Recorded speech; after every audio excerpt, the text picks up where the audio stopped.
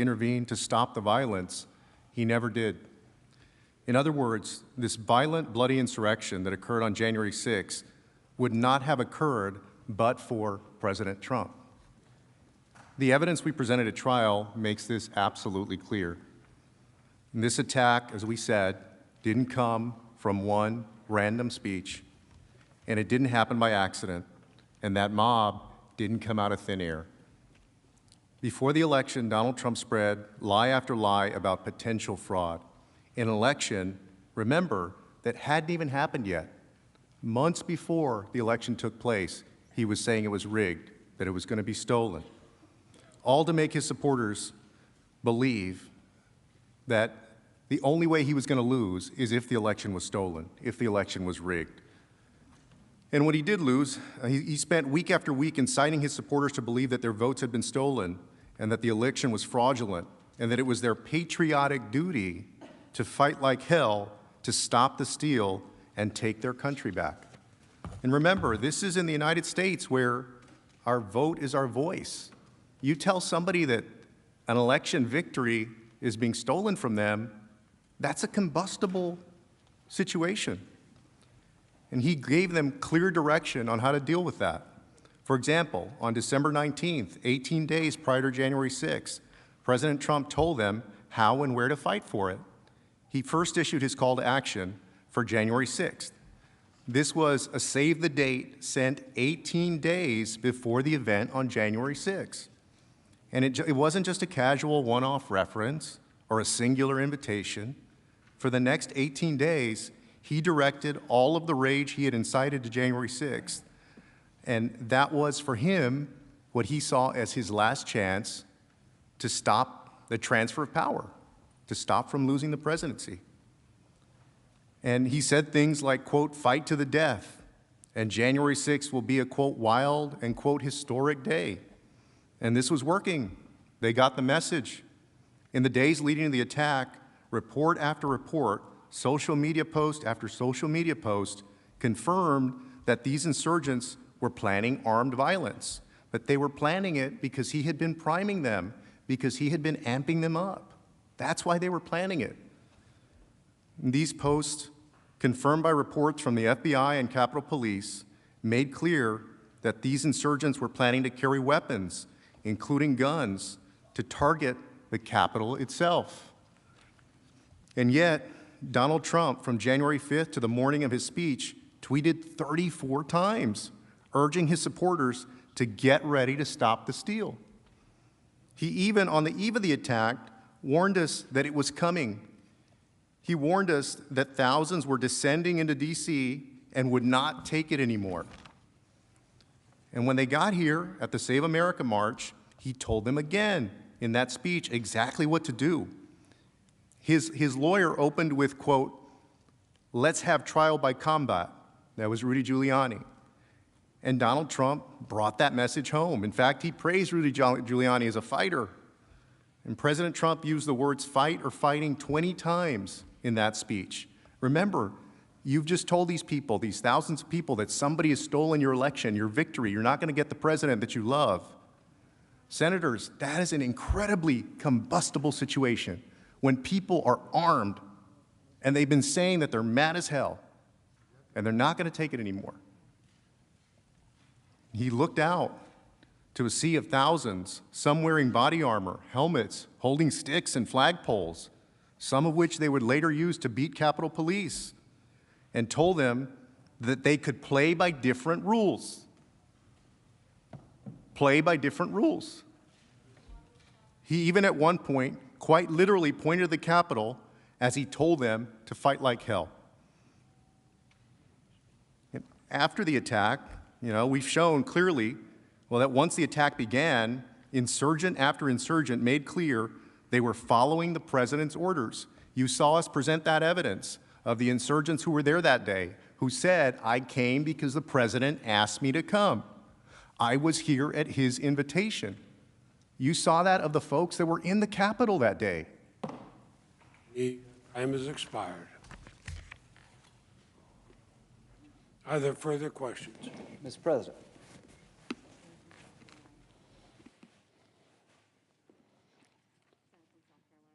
Senator from South Carolina, have a question? Thank you very much, Mr. President.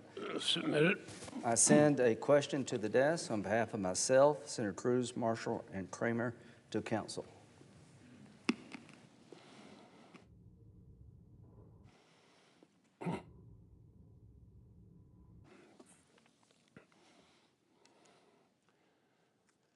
Senator Graham for himself, Senator Cruz, Senator Marshall, and Senator Kramer submits a question for the counsel for Donald Trump. Clerk will read it.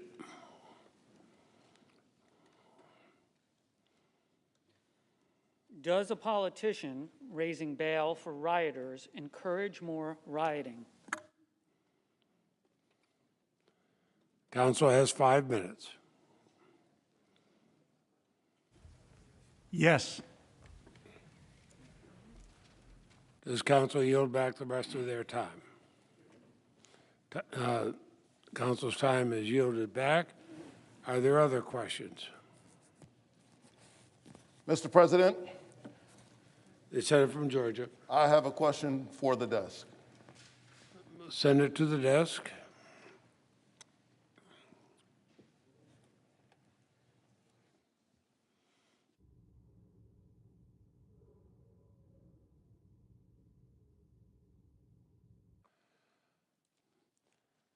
The senator from Georgia, Senator Warnock, has a question for the House managers. Clerk will read the question.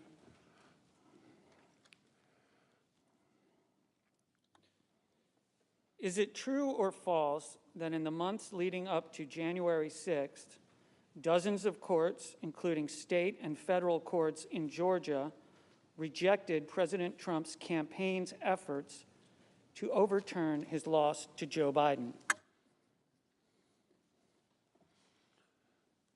House managers recognized for 5 minutes. Mr. President, Senators, that is true. That's true. I want to be clear, though, that we have absolutely no problem with President Trump having pursued his belief that the election was being stolen or that there was fraud or corruption or unconstitutionality. We have no problem at all with him going to court to do it. And he did, and he lost in 61 straight cases, in federal court and state court, in the lowest courts in the land, in the U.S. Supreme Court. He lost it.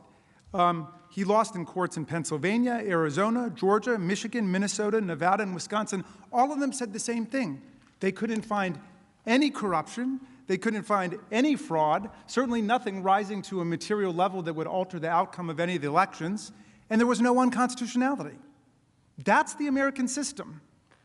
And so, I mean, it's hard to imagine him having gotten more due process than that in pursuing what has come to be known popularly as the big lie, the idea that somehow the election was being stolen from him.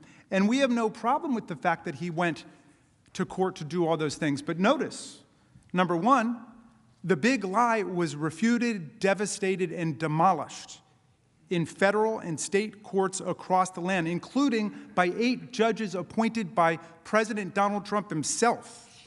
We quoted earlier in the case what happened in Pennsylvania, where U.S. District Court Judge Matthew Brown said, in the United States, the court has been presented with strained legal arguments without merit and speculative accusations. In the U.S., this cannot justify the disenfranchisement of a single voter, let alone all the voters of its 6th most populous state. Our people, laws, and institutions demand more. Then it went up to Judge Stefanos Bibas, who's a Trump appointee, who was a part of the appeals court panel. He said, the campaign's claims have no merit.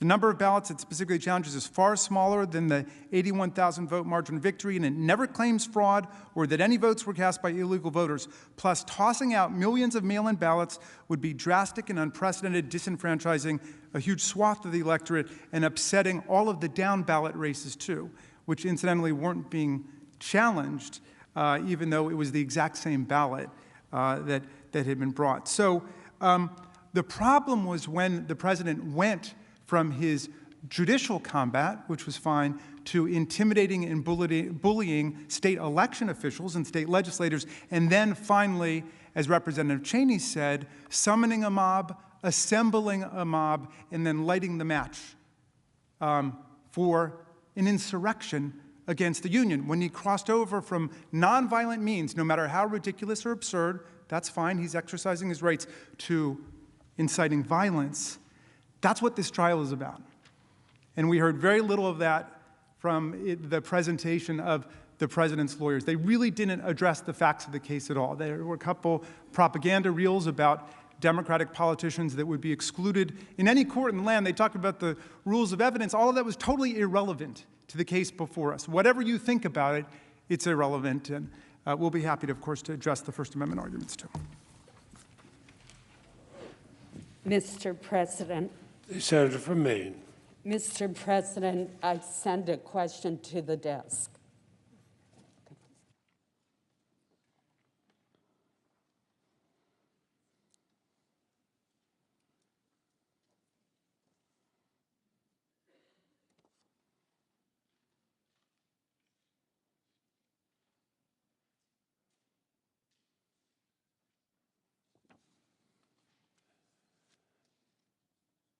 The question is from Senator Collins and Senator Murkowski. It is for the counsel for the former president. Clerk will read.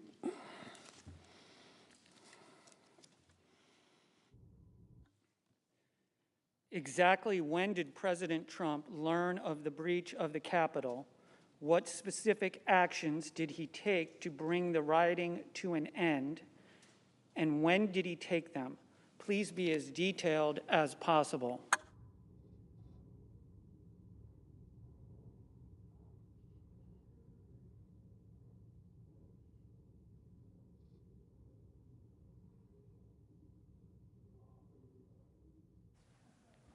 Clerk, read that question again. We're getting it back.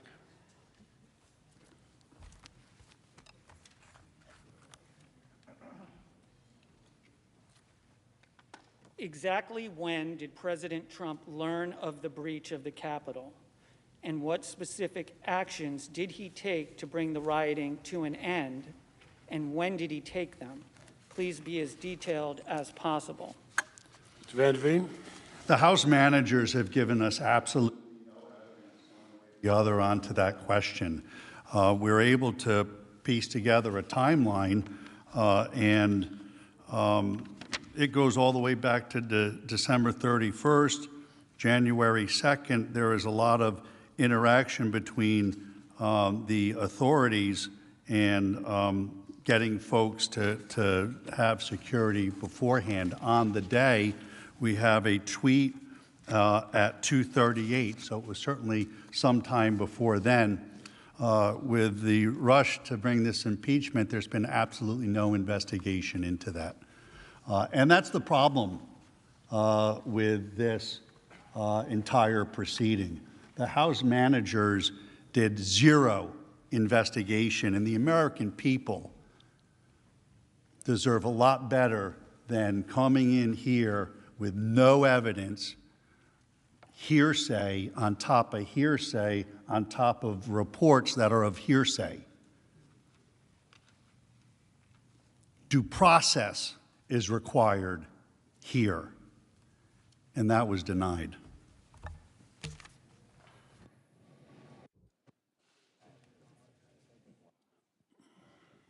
Mr. President.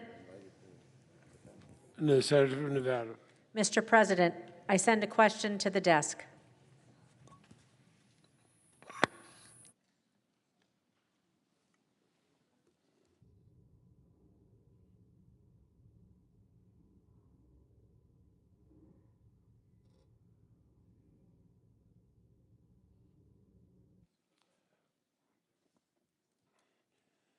The senator from Nevada, Senator Rosen,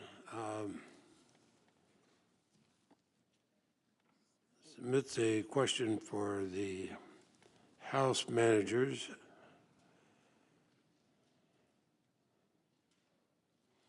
And the clerk will read it.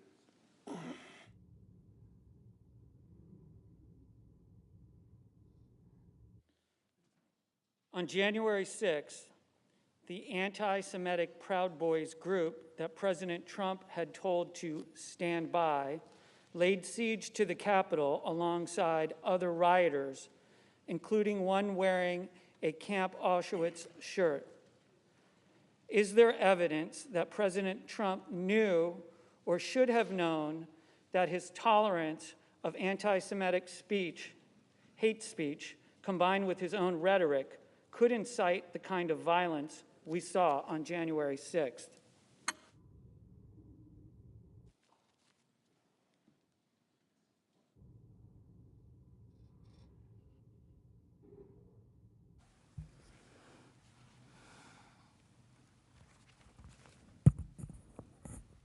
Mr. President, Senators, Donald Trump has a long history of praising and encouraging violence, as you saw. He has espoused hateful rhetoric himself. He has not just tolerated it, but he's encouraged hateful speech by others. He has refused, as you saw in the September debate, that interview, to condemn extremist and white supremacist groups like the Proud Boys. And he has, at every opportunity, encouraged and cultivated actual violence by these groups. Yes, he has encouraged actual violence, not just the word fight. He told groups like the Proud Boys, who had beaten people with baseball bats, to stand by. When his supporters in the 50-car caravan tried to drive a bus of Biden campaign workers off the road, he tweeted a video of that incident with fight music attached to it and wrote, "I love Texas." When his supporters sent death threats to the Republican Secretary of State Raffensperger in Georgia, he responded by calling Mr. Raffensperger an enemy of the state after he knew of those death threats. And in the morning of the 2 Million MAGA March, when it erupted in violence and burned churches, he began that day with the tweet, "We have just begun to fight." I want to be clear that Donald Trump is not on trial for those prior statements. However, that hateful and violent and inappropriate they may be, but his statements, the president's statements, make absolutely clear 3 important points for our case. First, President Trump had a pattern and practice of praising and encouraging violence, never condemning it. It is not a coincidence that those very same people, Proud Boys, organizers of the Trump Caravan, supporters and speakers of the 2 Million MAGA March, all showed up on January 6th to an event that he had organized with those same individuals who had organized that violent attack. Second, his behavior is different. It's not just that it was a comment by an official to fight for a cause. This is months of cultivating a base of people who were violent, not potentially violent, but were violent. And that prior conduct both helped him cultivate the very group of people that attacked us. It also shows clearly that he had that group assembled, inflamed, and all the public reports ready to attack. He deliberately encouraged them to engage in violence on January 6th. President Trump had spent months calling his supporters to a march on a specific day, at a specific time, for a specific purpose. What else were they going to do to stop the certification of the election on that day but to stop you? But to stop you physically. There was no other way, particularly after his vice president said that he would refuse to do what the president asked. The point is this, that by the time he called the cavalry, not Calvary, but cavalry of his thousands of supporters on January 6th, an event he had invited them to, he had every reason to know that they were armed, violent, and ready to actually fight. He knew who he was calling and the violence they were capable of. And he still gave his marching orders to go to the Capitol and, quote, fight like hell to stop the steal. How else was that going to happen? If they had stayed at the ellipse, maybe it would have just been to violently fight in protest with their words. But to come to the Capitol? That is why this is different, and that is why he must be convicted and acquitted. And disqualified.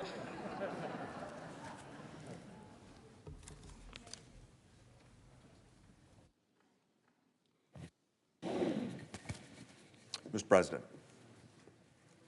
on behalf of Senator Scott of South Carolina and myself, I'd like to submit a question to the desk. Senator from Tennessee shall submit it.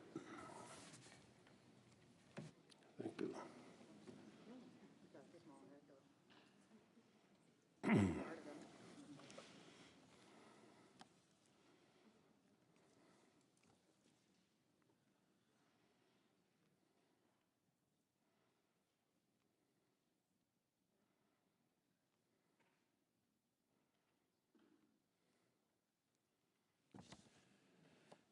The question is for counsel for the former president from Senators Hagerty and Scott of South Carolina.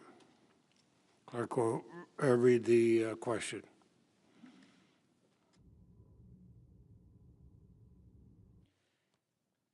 Given that more than 200 people have been charged for their conduct at the Capitol on January 6th, that our justice system is working to hold the appropriate persons accountable, and that President Trump is no longer in office, isn't this simply a political show trial that is designed to discredit President Trump and his policies and shame the 74 million Americans who voted for him?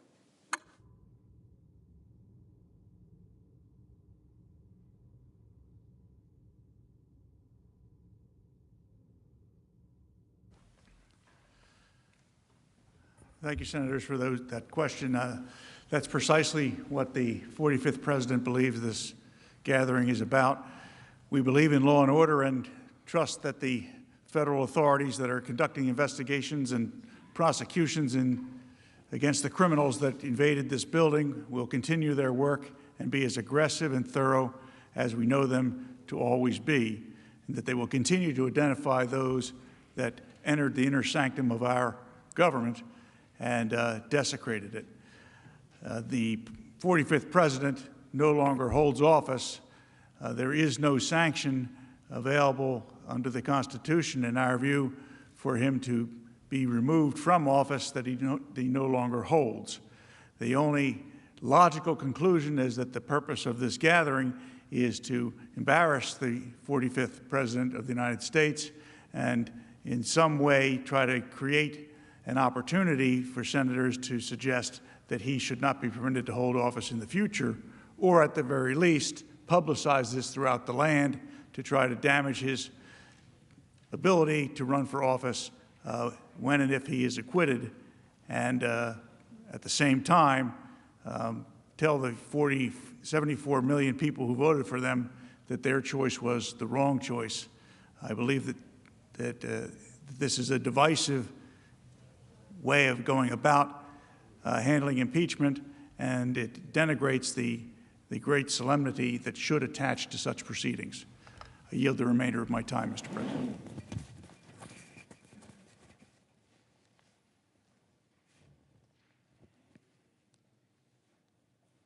Mr. President. Senator from Massachusetts. Mr. President, I send a question to the House managers to the desk because the President's lawyers did not answer the question when it was posed to them. The Senator will send the question. Debate's not allowed.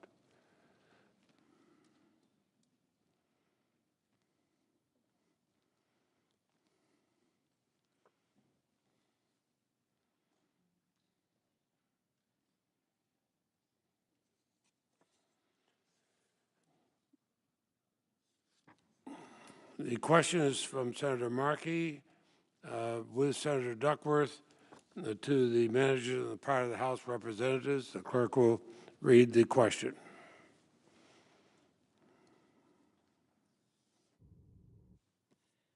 Exactly when did the president learn of the breach at the Capitol, and what steps did he take to address the violence? Please be as detailed as possible.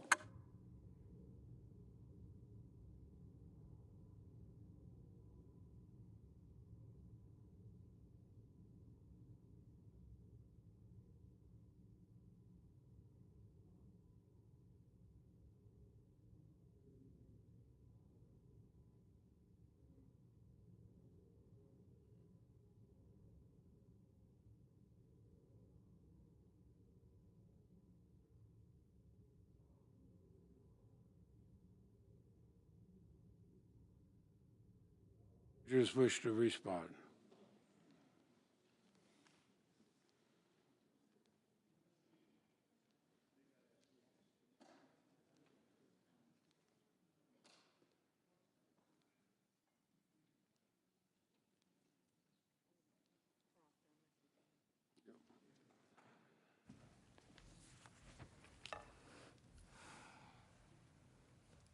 Mr. President, Senators, this attack was on live TV, on all major networks in real time. The president, as president, has access to intelligence information, including reports from inside the Capitol. He knew the violence that was underway. He knew the severity of the threats. And most importantly, he knew the Capitol Police were overwhelmingly outnumbered and in a fight for their lives against thousands of insurgents with weapons. We know he knew that. We know that he did not send any individuals. We did not hear any tweets. We did not hear him tell those individuals, stop. This is wrong. You must go back. We did not hear that. So what else did the president do? We are unclear. But we believe it was a dereliction of his duty. And that was because he was the one who had caused them to come to the Capitol, and they were doing what he asked them to do. So there was no need for him to stop them from what they were engaged in. But one of the things I would like to ask is we still have not heard and posed to you all the questions that were raised by Mr. Raskin, Manager Raskin, in his closing argument. Why did the President Trump not tell the protesters to stop as soon as he learned about it? Why did President Trump do nothing to stop the attack for 2 hours after the attack began? Why did President Trump do nothing to help protect the Capitol and law enforcement battling the insurgents? You saw the body cam of a Capitol police officer at 4:29, still fighting. 4:29 after, since what time? 1, 2 o'clock in the afternoon. Why did he not condemn the violent insurrection on January 6th? Those are the questions that we have as well. And the reason this question keeps coming up is because the answer is nothing.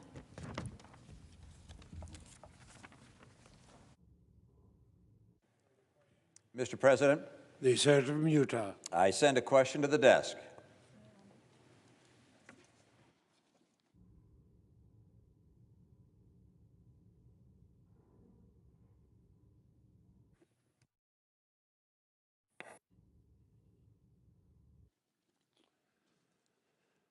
The senator from Utah, Mr. Romney, on behalf of himself and Senator Collins.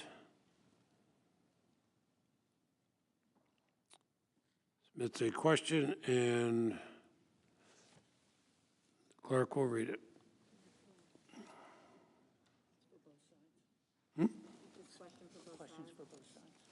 Oh, and I apologize. The question is for both sides, so the time will be evenly divided.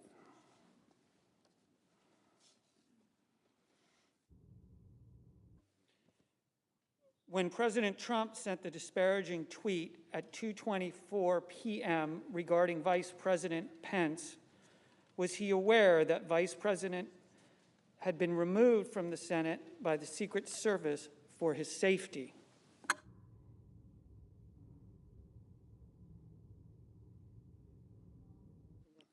The House Manager.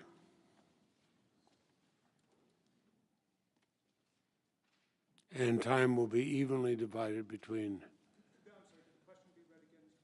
Of course. Would the clerk read the question again?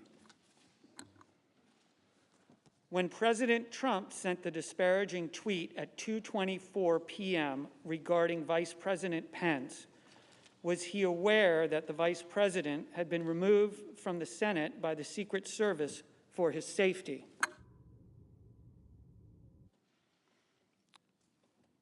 The House of Representatives managers are recognized 2.5 minutes. Thank you. Well, let me tell you what he said at 2:24 p.m. He said Mike Pence didn't have the courage to do what should have been done to protect our country and our Constitution. The USA demands the truth. And you know by now what was all over the media. You couldn't turn on the television, couldn't turn on the radio, couldn't consume any media, or probably take any phone calls or anything else without hearing about this, and also hearing about the Vice President. And here's what Donald Trump had to know at that time, because the whole world knew it. All of us knew it. Live television had, by this point, shown that the insurgents were already inside the building and that they had weapons and that the police were outnumbered. And here are the facts that are not in dispute. Donald Trump had not taken any measures to send help to the overwhelmed Capitol Police.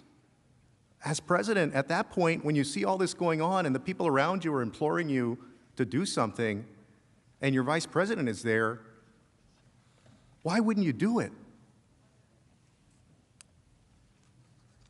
Donald Trump had not publicly condemned the attack, the attackers, or told them to stand down, despite multiple pleas to do so. And Donald Trump hadn't even acknowledged the attack. And after Wednesday's trial portion concluded, Senator Tuberville spoke to reporters and confirmed the call that he had with the president and did not dispute Manager Cicilline's description in any way that there was a call between he and the president around the time that Mike Pence was being ushered out of the chamber. And that was shortly after 2 p.m. And Senator Tuberville specifically said that he told the president, Mr. President, they just took the vice president out. I've got to go. And that was shortly after 2 p.m. There were still hours of chaos and carnage and mayhem. The vice president and his family were still in danger at that point. Our commander-in-chief did nothing. Counsel for the former president.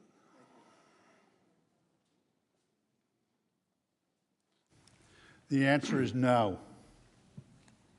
At no point was the president informed the vice president was in any danger, because the House rushed through this impeachment in 7 days with no evidence. There is nothing at all in the record on this point, because the House failed to do even a minimum amount of due diligence.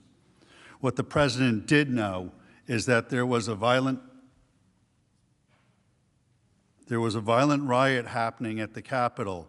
That's why he repeatedly called via tweet and via video for the riots to stop, to be peaceful, to respect Capitol Police and law enforcement, and to commit no violence, and to go home. But to be clear, this is an article of impeachment for incitement. This is not an article of impeachment for anything else. It's a one count. They could have charged anything they wanted. They chose to charge incitement. So that the question, although answered directly no, it's not really relevant to the charges for the impeachment in this case. And I just wanted to clear up one more thing. Mr. Castro, in his first answer, may have spoke, but what he said was Mr. Trump had said, fight to the death. That's false. I'm hoping he misspoke. Thank you. Mr. President. The senator from Minnesota. Mr. President, on behalf of myself and Senators Casey and Brown, I send a question to the desk.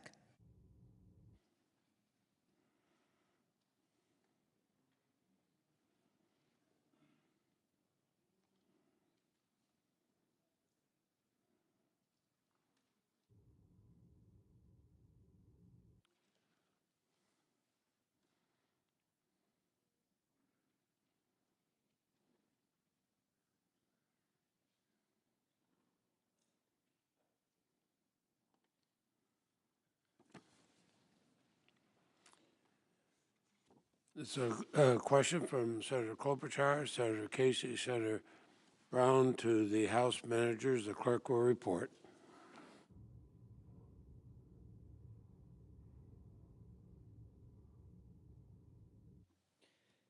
In presenting your case, you relied on past precedents from impeachment trials, such as William Belknap's impeachment. After what you have presented in the course of this trial, if we do not convict former President Trump, what message will we be sending to future presidents and Congresses?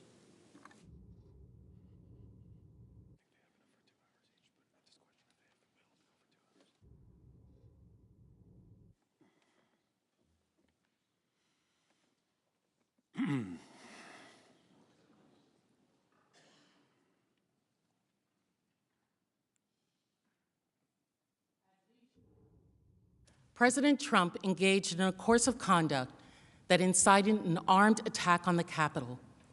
He did so while seeking to overturn the results of the election and thwart the transfer of power.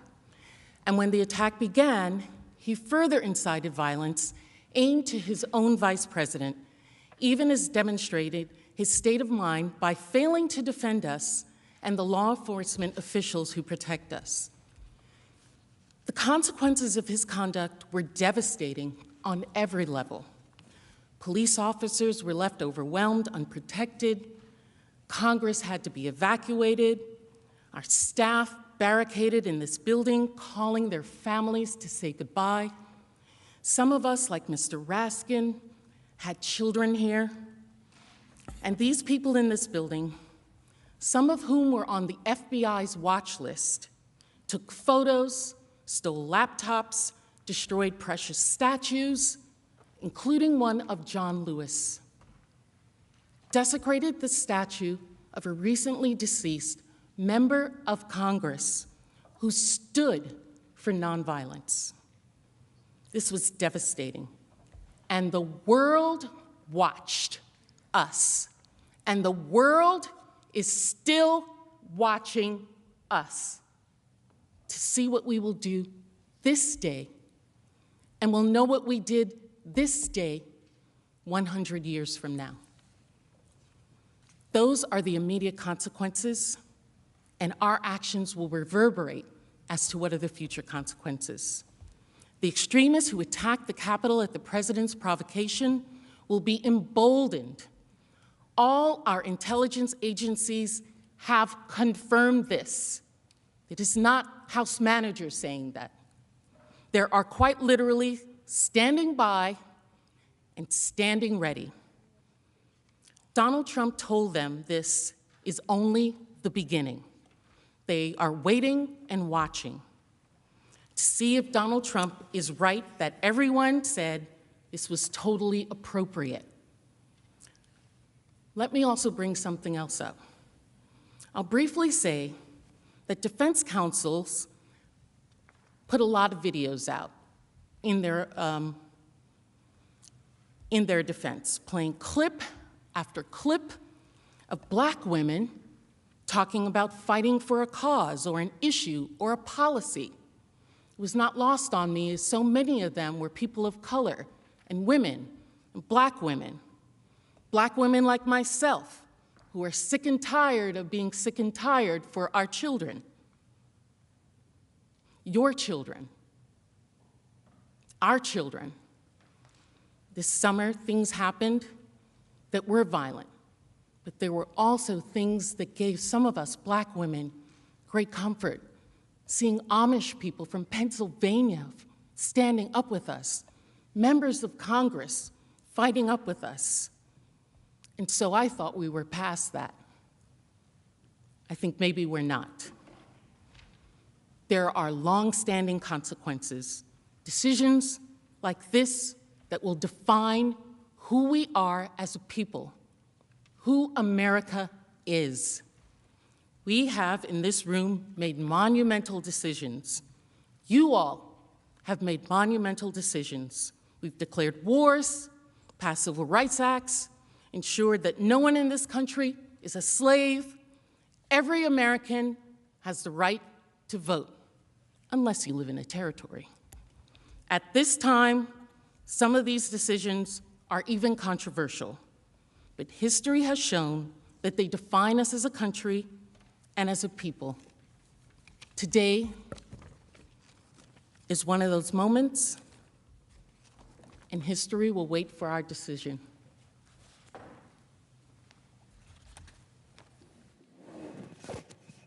Mr. President? The Senator from Utah. I send a question to the desk.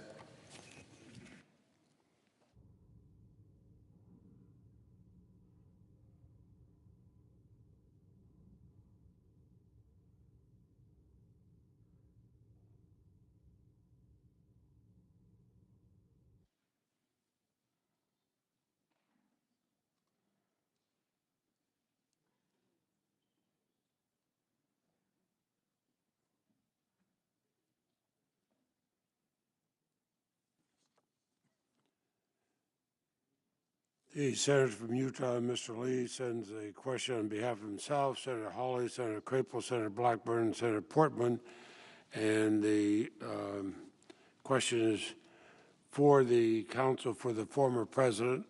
Clerk will read.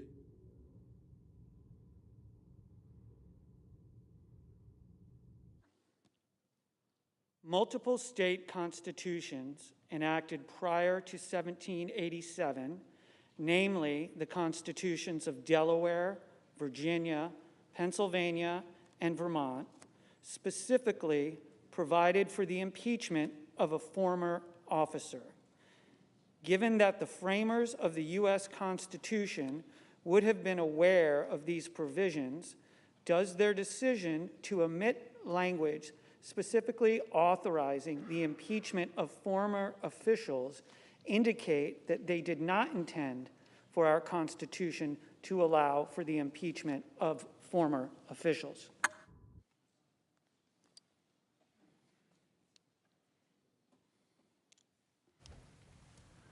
Good question. And the answer is yes, of course they left it out. The framers were very smart men, and they went over draft after draft after draft on that document. And they reviewed all the other drafts of all of the state constitutions, all of them. And they picked and chose what they wanted, and they discarded what they did not. And what they discarded was the option for all of you to impeach a former elected official. I hope that's answering your question. Thank you. Mr. President. The Senator from California. Mr. President, I send a question to the desk.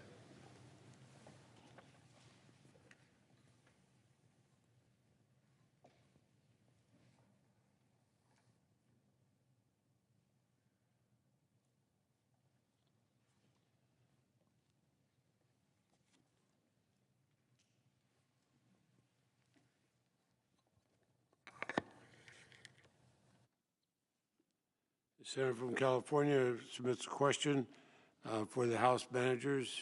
The clerk will report.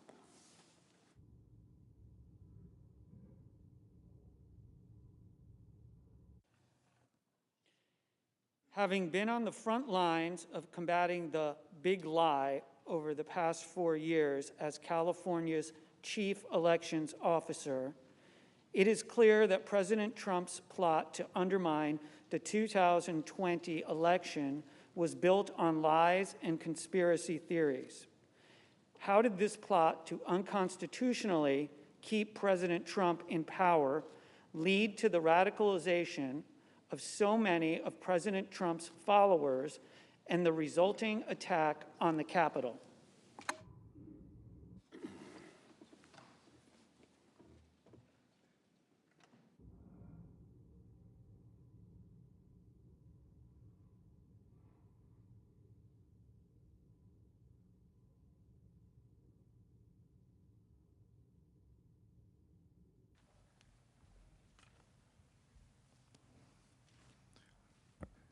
Senators, Donald Trump spent months inciting his base to believe that their election was stolen. And that was the point, that was the thing that would get people so angry. Think about that. What it would take to get a large group of thousands of Americans so angry to storm the Capitol.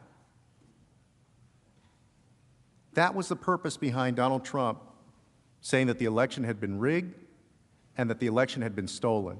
And to be clear, when he says the election is stolen, what he's saying is that the victory, and he even says one time, the election victory is being stolen from them.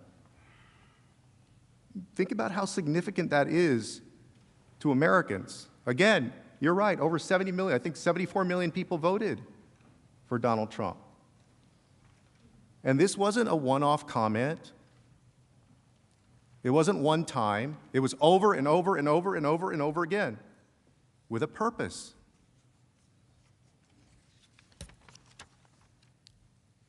And we're not having this impeachment trial here because Donald Trump contested the election. As I said during the presentation, nobody here wants to lose an election. We all run our races to win our elections. But what President Trump did was different. What our commander-in-chief did was the polar opposite of what we're supposed to do. We let the people decide the elections, except President Trump.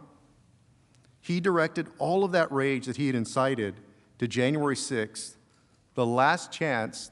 Again, to him, this was his last chance. This was certifying the election results. He needed to whip up that mob, amp them up enough to get out there and try to stop the election results, the certification of the election. And y'all, they took over the Senate chamber to do that. They almost took over the House chamber. There were 50 or so or more House members who were literally scared for their lives up in the gallery. A woman who bought into that big lie died because she believed the president's big lie. This resulted in a loss of one of his supporters' lives. A Capitol police officer died that day. Other of President Trump's supporters. 2 Capitol police officers ended up taking their own lives.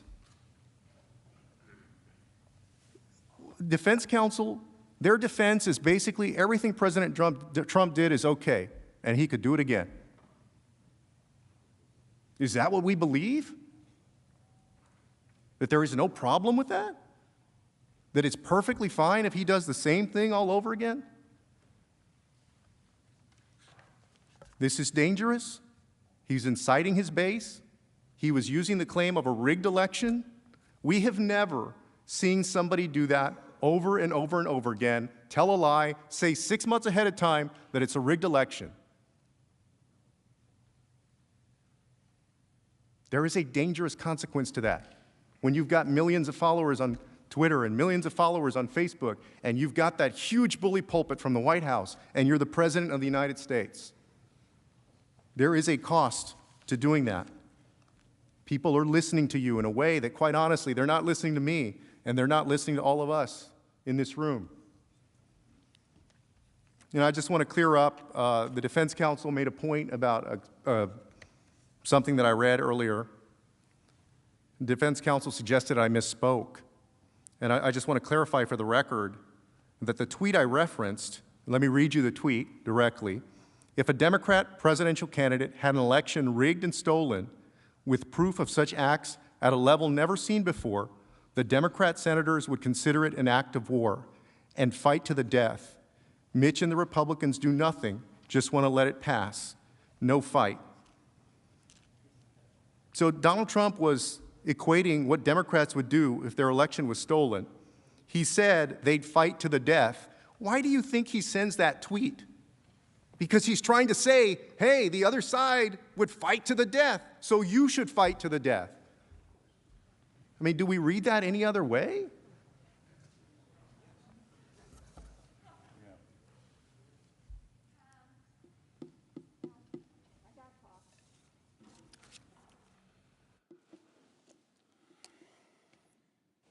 Mr. President.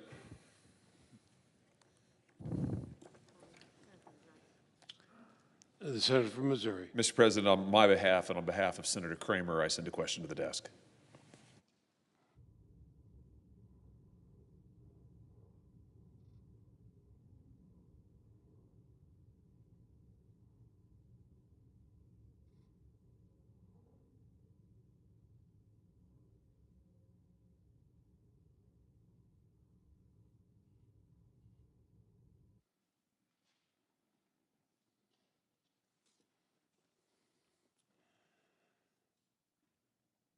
Senator Hawley, on behalf of himself and Senator Kramer, send a question for the council and House manager. And following our procedure, the first one to respond will be, after it's read, will be the counsel for the former president.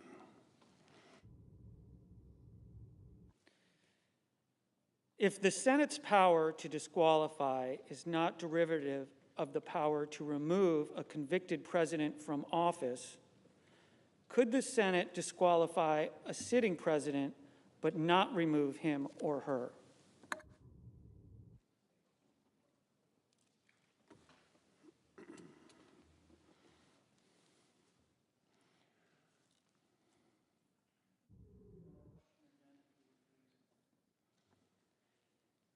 If the Senate's power to disqualify is not derivative of the power to remove a convicted president from office, could the Senate disqualify a sitting president but not remove him or her?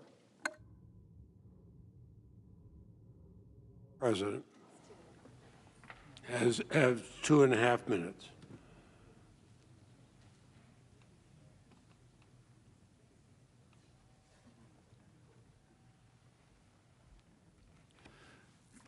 No. But I can't let this rest. Mr. Castro attributed a statement the time before last that he was up here that Donald Trump had told his people to fight to the death. I'm not from here. I'm not like you guys. I was being very polite and given an opportunity to correct the record, and I thought that's exactly what he would do. But instead, what he did is he came up and illustrated the problem with the presentation of the House case. It's been smoke and mirrors, and worse, it's been dishonest. He came up and tried to cover when he got caught, as they were caught earlier today with all of the evidence, checking tweets, switching dates, everything they did. And bear in mind, I had 2 days to look at their evidence. And when I say 2 days, I mean they started putting in their evidence, so I started to be able to get looking at it. That is not the way this should be done. But what we discovered was he knew what he was doing. He knew that the president didn't say that to his people. What he said was, if it happened to the Dems, this is what they would do. In his speech that day, you know what he said? He said, if this happened to the Democrats, if the election was stolen from the Democrats, all hell would break loose. But, he said to his supporters, we are smarter, we are stronger, and we're going to do what they did all summer long. So what he did was he misrepresented a tweet to you to put forth the narrative that is wrong. It's wrong, it's dishonest, and the American people don't deserve this any longer. You must acquit.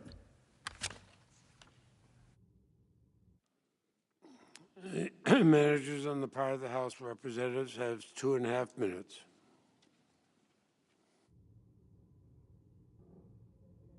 And that was profoundly inaccurate and irrelevant to what the question is. So I'm going to get back to the question.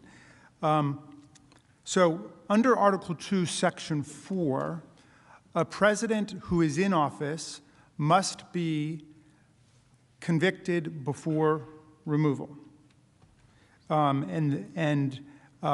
then must be removed before disqualification. Okay. But if the president is already out of office, then he can be separately disqualified, as this president is. But these powers have always been treated as separate, which is why I think there have been 8 people who've been convicted and removed, and just 3 of them disqualified.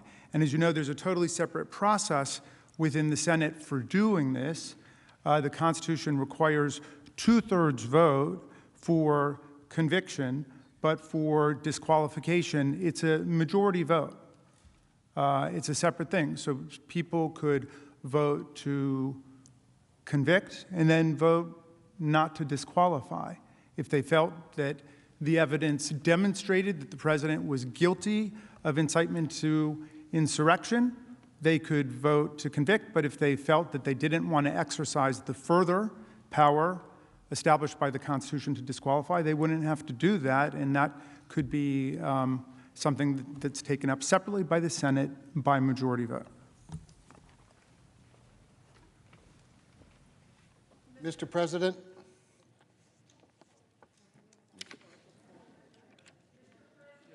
The senator from Massachusetts. I send a question to the desk.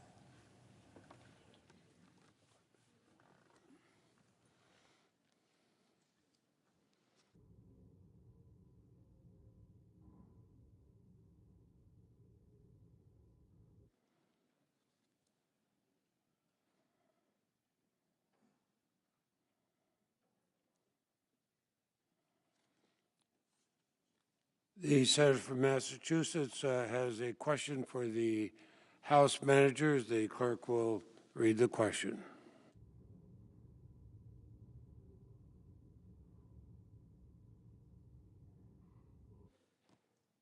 The defense's presentation highlighted the fact that Democratic members of Congress raised objections to counting of electoral votes in past joint sessions of Congress. To your knowledge, were any of those Democratic objections raised after insurrectionists stormed the Capitol in order to prevent the counting of electoral votes, and after the president's personal lawyer asked senators to make these objections specifically to delay the certification?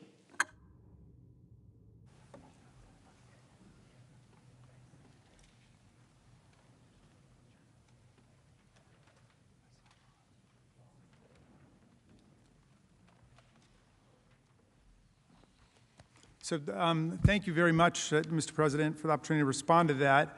The answer is no. We are not aware that any other objections raised in the counting of electoral college votes, either by Democrats or Republicans, and this has actually been a kind of proud bipartisan tradition under the Electoral College, just because the Electoral College is so arcane and has so many rules to it. I think that my co-counsel on the other side had some fun, because I was one of the people who took, I think, about 30 seconds in 2016 to point out that the electors from Florida were not actually conforming to the letter of the law, because they have a rule in Florida that you can't be a dual office holder. In other words, you can't be like a state legislator and also be an elector. And so that was improper form. But I think that then Vice President Biden properly gavelled me down and said, look, we're going to try to make the Electoral College work, and we're going to vindicate the will of the people. And that's pretty much what's happened. And nobody has stormed the Capitol before, or as Representative Cheney, the Secretary of the Republican Conference, said, gone out and summoned a mob, assembled a mob, incited a mob, and lit a match. As Representative Cheney said,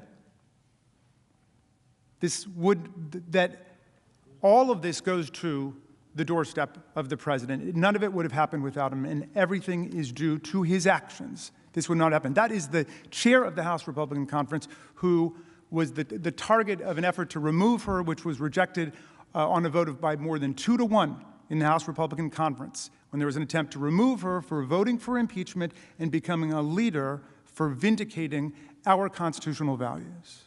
So please don't mix up what Republicans and Democrats have done, I think, in every election for a long time, to say there are improprieties going on in terms of conforming with state election laws, with the idea of mobilizing a mob insurrection against the government that got 5 people killed, 140 Capitol officers wounded, and threatened the actual peaceful succession of power and transfer of power in America. Now, if we want to talk about reforming the Electoral College, we can talk about reforming the Electoral College. You don't do it with violence. Mr. From North President, Dakota. thank you. My apologies to the senator from Massachusetts for butting in. I send a question to the desk for the former president's attorneys.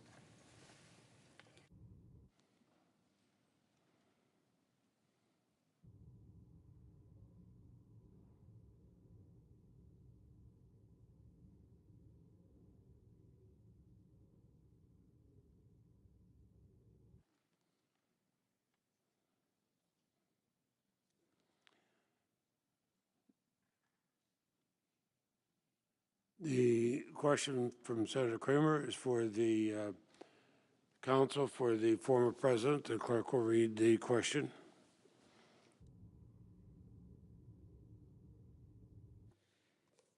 Given the allegations of the House manager that President Trump has tolerated anti-Semitic rhetoric, has there been a more pro-Israel president than President Trump?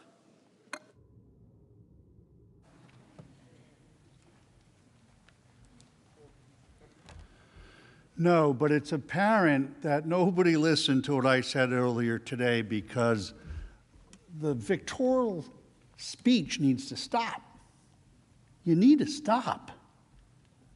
There was nothing fun here, Mr. Raskin. We aren't having fun here. This is about the most miserable experience I've had down here in Washington, D.C. There's nothing fun about it. And in Philadelphia, where I come from, when you get caught doctoring the evidence, your case is over. And that's what happened. They got caught doctoring the evidence, and this case should be over.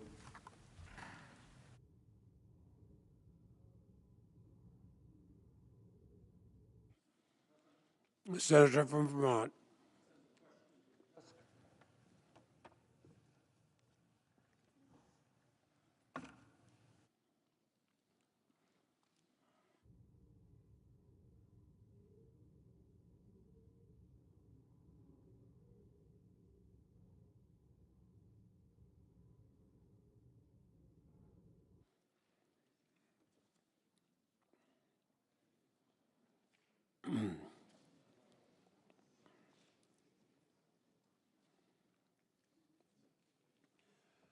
The senator from Vermont, Senator Sanders, has a question for both the counsel for the former president and the House manager. The clerk will read it, and following our procedure, the House managers will go first.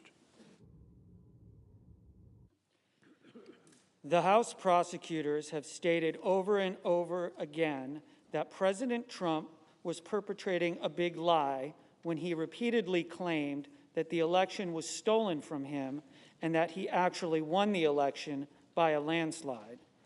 Are the prosecutors right when they claim that Trump was telling a big lie, or in your judgment, did Trump actually win the election?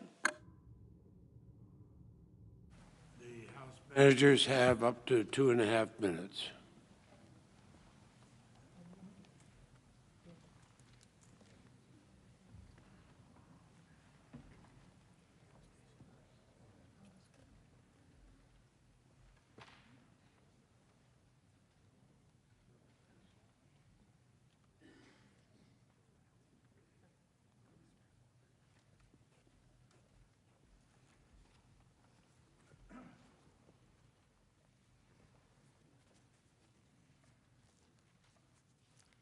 As we all know, President Trump did lose the election by 7 million votes, 306 electoral votes. By the time of the January 6th attack, the courts, the Justice Department, all 50 states across the country had done, agreed that the votes were counted, the people had spoken, and it was time for the peaceful transfer of power, as our Constitution and the rule of law demands. 61 courts. 61 courts the president went to. That's fine, appropriate. He lost. He lost. He lost the election. He lost the court case. As Leader McConnell recognized the day after the electors certified the votes on December 14th, he said, quote, "Many millions of us had hoped that the presidential election would yield a different result. But our system of government has processes to determine who will be sworn in on January 20th. The Electoral College has spoken." Patriotism. Sometimes there is a reason to dispute an election. Sometimes the count is close. Sometimes we ask for a recount, go to courts. All of that's appropriate. I lost my first election. I stayed in bed for 3 days. We do what we need to do, and we move on. This was not that. Because when all of these people confirmed that Donald Trump had lost, when the courts, his Department of Justice, state officials, Congress, his vice president were ready to commit to the peaceful transfer of power, Donald Trump was not ready. And so we are all here because he was not ready. Day after day, he told his supporters false, outlandish claims of why this election was rigged. Now, let's be clear. President Trump had absolutely no support of these claims, but that wasn't the point of what he was doing. He did it to make his supporters frustrated, to make them angry. Time has expired. And counsel for the former president are recognized for 2.5 minutes.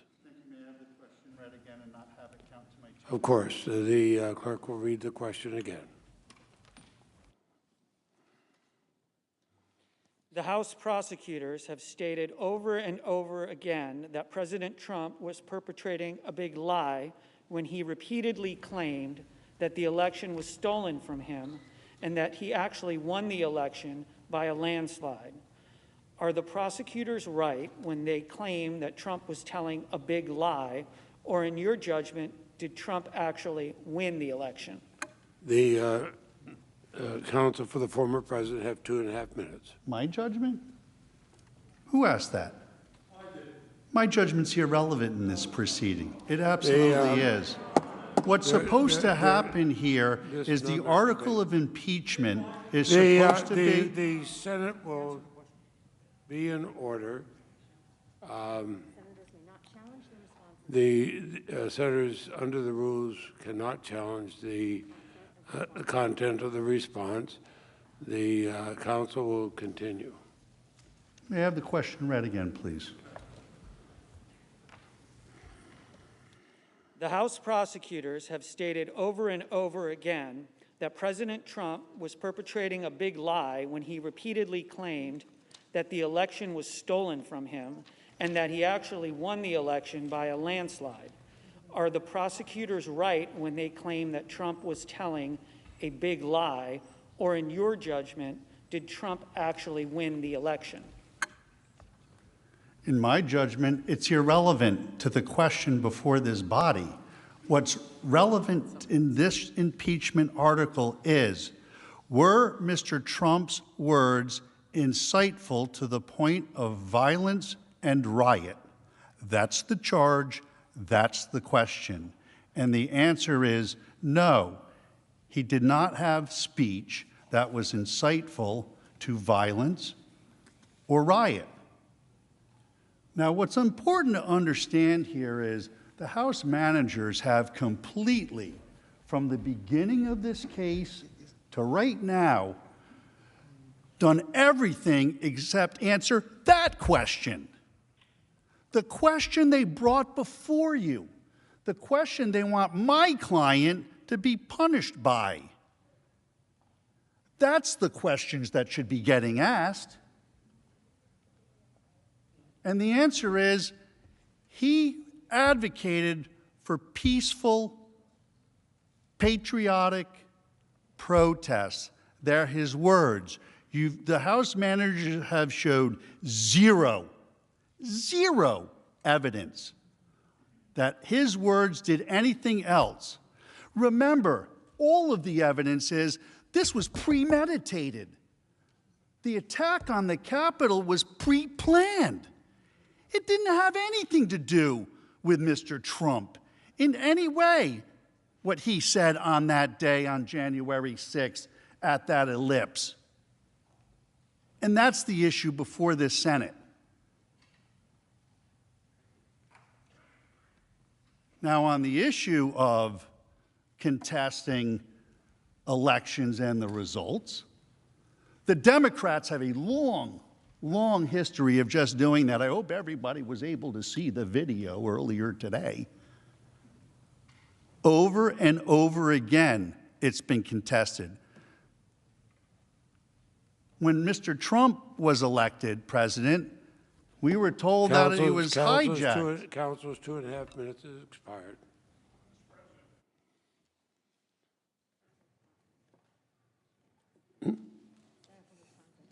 Oh, okay. The senator from Wisconsin. I'm sorry, I couldn't see who was. Understand. I send a question to the desk for both parties. So we'll go.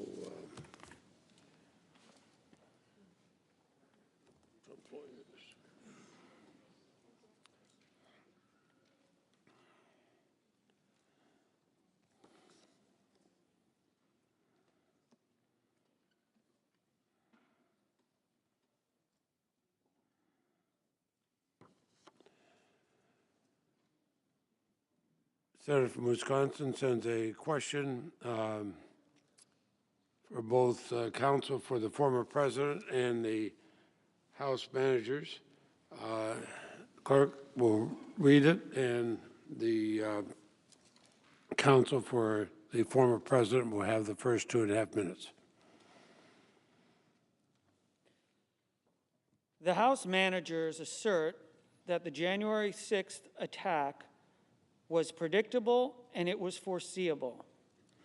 If so, why did it appear that law enforcement at the Capitol were caught off guard and unable to prevent the breach? Why did the House Sergeant-at-Arms reportedly turn down a request to activate the National Guard, stating that he was not comfortable with the optics?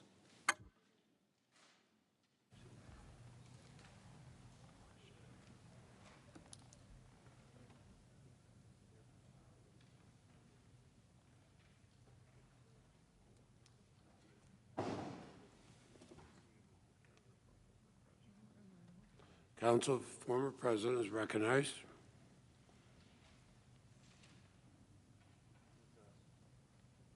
Could you read the question again, please? Clerk will read the question again. The House managers assert that the January 6th attack was predictable and it was foreseeable.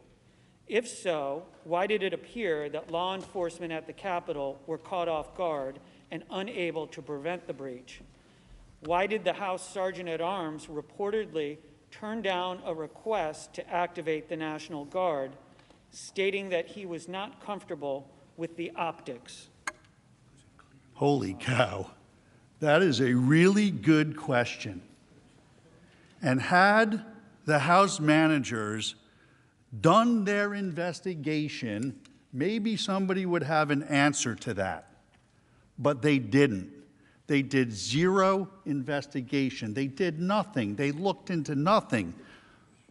They read newspaper articles. They talked to their friends who know a TV reporter or something or another. But Jiminy Crickets, there is no due process in this proceeding at all. And that question highlights the problem when you have no due process. You have no clear-cut answers. But we do know that there was, I think, a certain level of foreseeability. It looks like from the information they were presenting, some law enforcement knew that something could be happening. In my presentation, we knew that the mayor 2 days before had been offered to have federal troops or National Guard deployed, beef up security here in Capitol Police? That was offered. So somebody had to have an inkling of something. And my question is, who ignored it and why?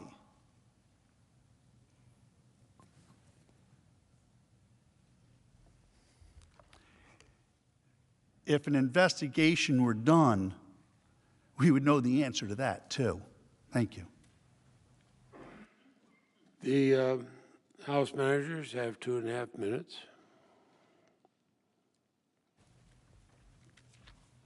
First, if defense counsel has exculpatory evidence, you're welcome to give it to us.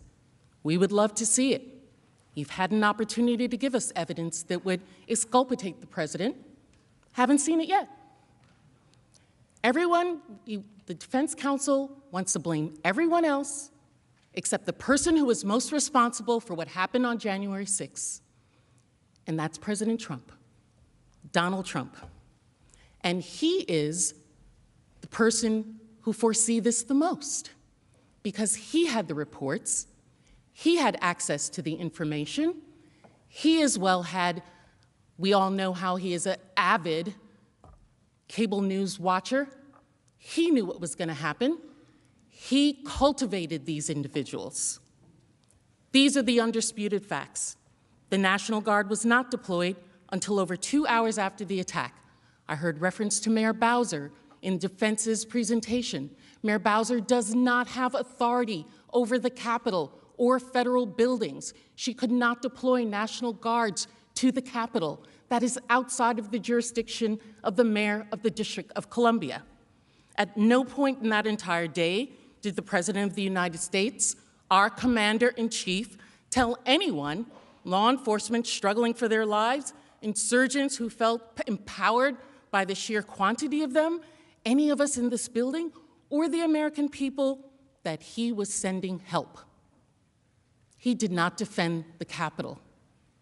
The President of the United States did not defend the Capitol of this country. It's indefensible. Mr. President. The Senator from Oregon. Mr. President, I send a question to the desk.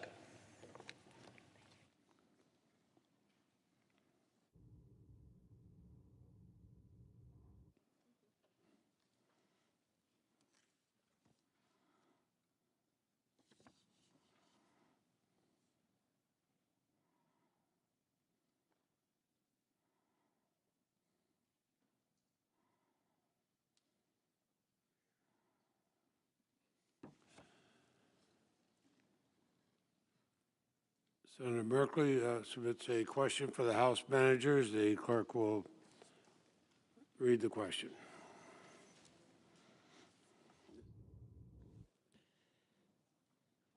If a president spins a big lie to anger Americans and stokes the fury by repeating the lie at event after event, and invites violent groups to D.C. on the day and hour necessary to interrupt the Electoral College count, and does nothing to stop those groups from advancing on the Capitol, and fails to summon the National Guard to protect the Capitol, and then expresses pleasure and delight that the Capitol was under attack, is the president innocent of inciting an insurrection because in a speech he says, "Be peaceful"?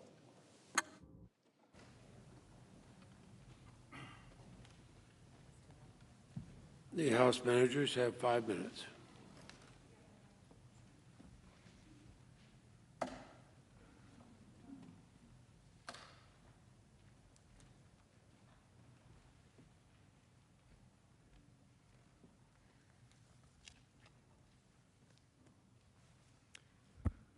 You all ask a very important question, which is, given everything that the president did leading up to the election, after the election, and leading up to January 6th, all of the incitement of his supporters, whom he convinced with a big lie over and over that the election had been stolen from them and from him, And then once the mob had stormed the Capitol, the vice president was in danger, the speaker was in danger, the members of the House and the Senate, and all the staff here, the janitorial staff, the cafeteria workers, everybody.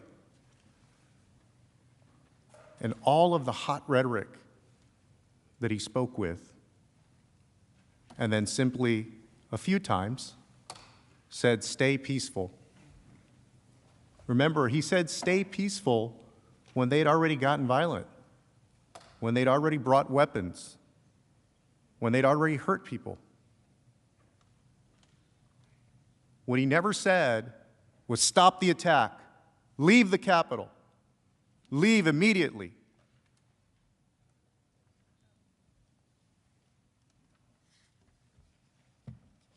And let me be clear. The president's message in that January 6th speech was incendiary. So in the entire speech, which was roughly 1,100 words, he used the word peaceful once. And using the word peaceful was the only suggestion of nonviolence. And President Trump used the word fight or fighting 20 times. Now again, consider the context. He'd been telling them a big lie over and over, getting them amped up, getting them angry because an election had been stolen from them. There's thousands of people in front of him. Some of them are carrying weapons and arms. They're angry. He's telling them to fight. And President Trump's words in that speech, just like the mob's actions, were carefully chosen. His words incited their actions. And how do we know this? For months, the president had told his supporters his big lie, that the election was rigged, and he used the lie to urge his supporters not to concede and to stop the steal.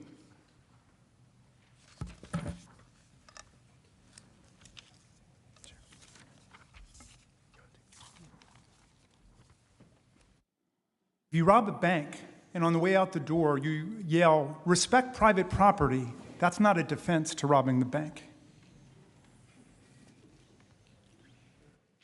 Mr. President. The senator from Texas. Mr. President, I send a question to the desk directed at both sides.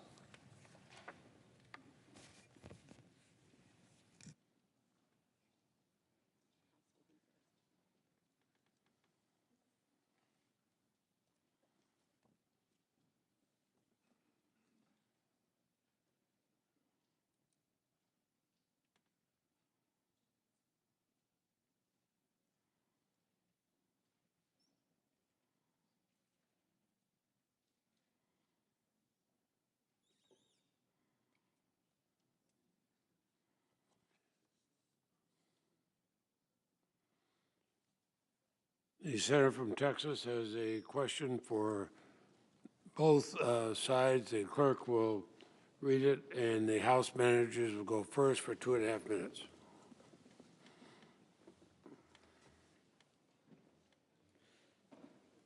Out of their 16 hours, the House managers devoted all of 15 minutes to articulating a newly created legal standard for incitement. 1, was violence foreseeable? 2, did he encourage violence? 3, did he do so willfully? Is this new standard derived from the criminal code or any Supreme Court case? While violent riots were raging, Kamala Harris said on national TV, "They're not going to let up, and they should not." And she also raised money to bail out violent rioters. Using the manager's proposed standard, is there any coherent way for Donald Trump's words to be incitement and Kamala Harris's words not to be incitement?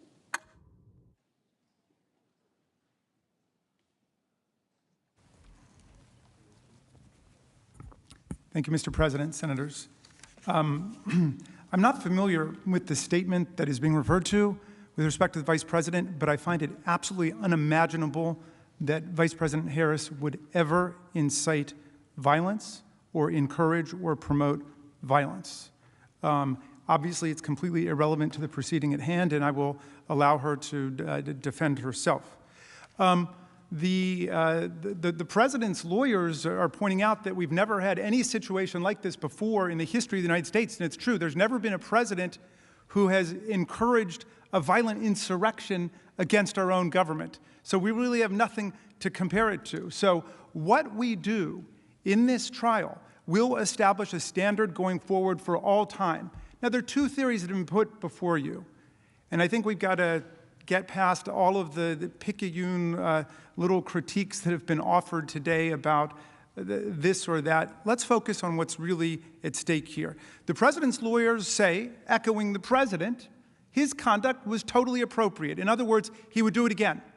Exactly what he did is the new standard for what's allowable for him or any other president who gets into office.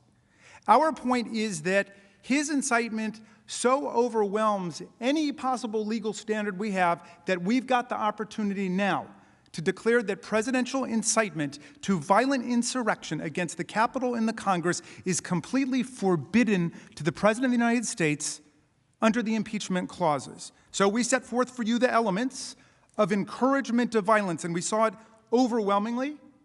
We know that he picked the date of that rally. In fact, there was another group that was going to have a rally on another date, and he got it moved to January 1st. He synchronized it exactly with the time that we would be in joint session.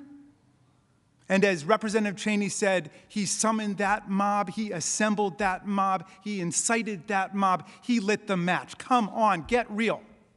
We know that this is what happened. And the second thing is the foreseeability of it. Was it foreseeable? Remember Lansing, Michigan, and everything we showed you. They didn't mention that, of course. Remember the MAGA 2 march, the MAGA 2 rally. They didn't mention that. Violence all over the rallies. The president cheering it on, delighting in it, reveling in it, exulting in it. Come on, how gullible do you think we are? We saw this happen. We just spent 11 or 12 hours looking at all that evidence. An intent to encourage. Time Thank is you. expired. Counsel for the former president has 2.5 minutes. Senator Cruz, I believe the first part of your question refers to the newly created Raskin Doctrine on First Amendment. He just in his answer actually gave you a new one, appropriateness. The standard that this body needs to follow for law is Brandenburg v. Ohio, and the test really, the three-part test really comes out of Bible believers versus Wayne County, to be specific. The speech has to be explicitly or implicitly encouraged, the use of violence. In other words, it has to be in the words itself, which is clearly it's not in the words itself. That's step one. They don't get past it. 2, the speaker intends that his speech will result in use of violence or lawless action. There's no evidence of that, and it's ludicrous to believe that that would be true. 3rd, the imminent use of violence or lawless action is likely to result in speech. Also, they fail on all 3 points of the law as we know it and needs to be applied here. I don't know why he said he never heard Kamala Harris say about the riots and the people rioting and ruining our businesses and our streets that they're not going to let up, and they should not, because we played it 3 times today. We gave it to you in audio, I read it to you, and you got it in video. That's what she said. But it's protected speech. Her speech is protected also, Senator. That's the point. You all have protections as elected officials, the highest protections under the First Amendment. And that First Amendment applies here in this chamber to this proceeding. And that's what you need to keep focused on. You need to keep focused on what is the law and how do we apply it to this set of facts. It's your duty. You can't get caught up in all of the rhetoric and the facts that are irrelevant. You need to keep focused on what is the issue before you, decide it based on the law, Brandenburg and Bible believers, and apply it to the facts. And that requires you to look at the words. And there were no words of incitement of any kind. Council's time has expired. Thank you. Mr. President. The Senator from Washington State. President, I send a question to the desk.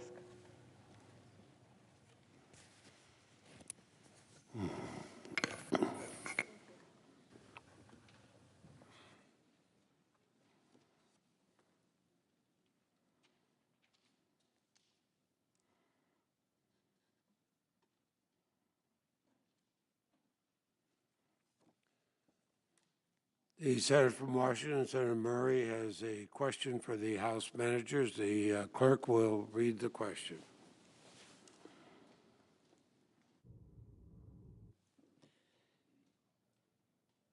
At 6:01 p.m. Eastern Time on January 6th, President Trump tweeted, "These are the things that happen when a sacred landslide election victory is so unceremoniously and viciously stripped away from great patriots who have been badly and unfairly treated for so long."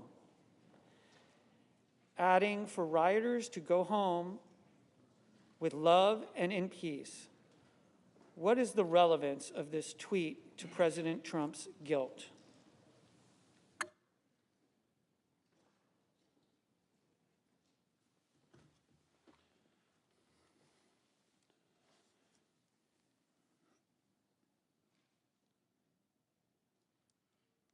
The House managers are recognized for up to 5 minutes.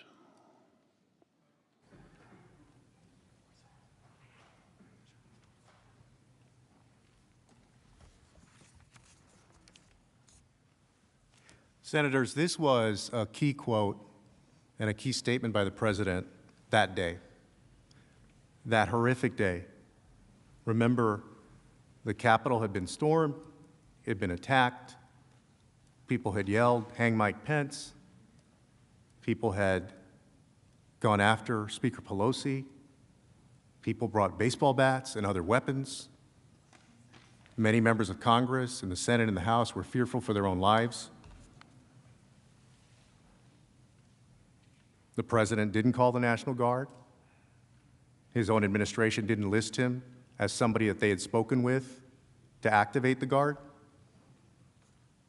And he said, "Remember this day forever."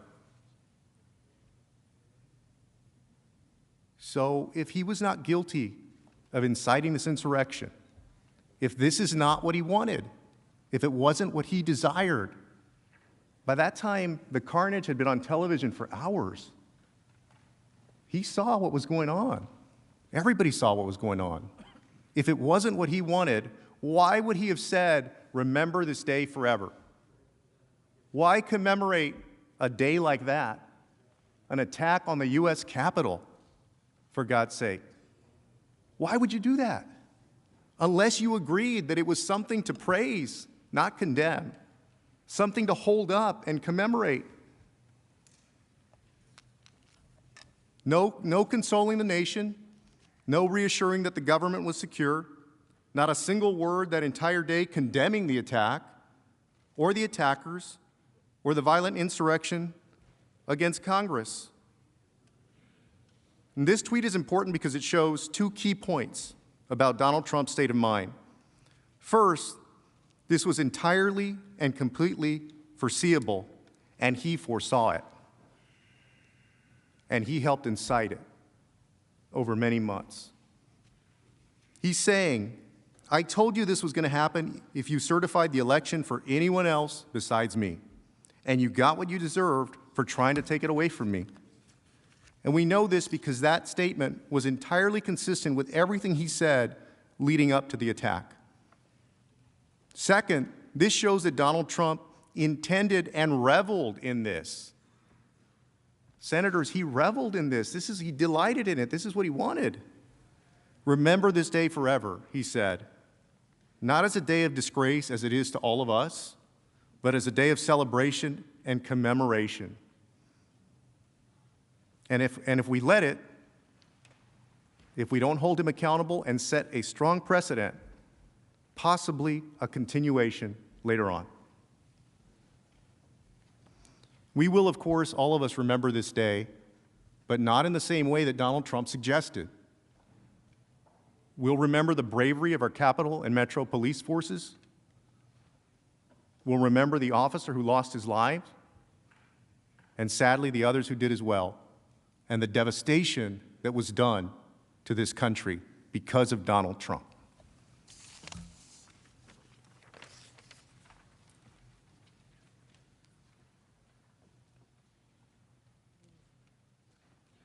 The senator from Louisiana. Mr. President, I send a question to the desk.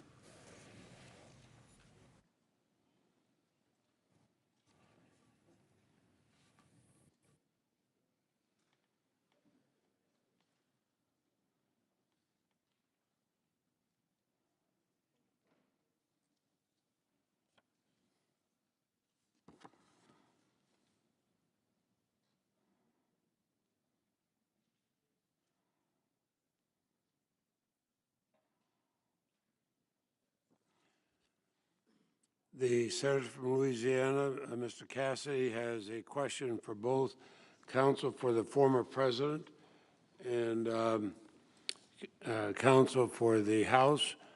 The clerk will read it, and counsel for the former president will go first for 2.5 minutes. Then the House representatives will have 2.5 minutes.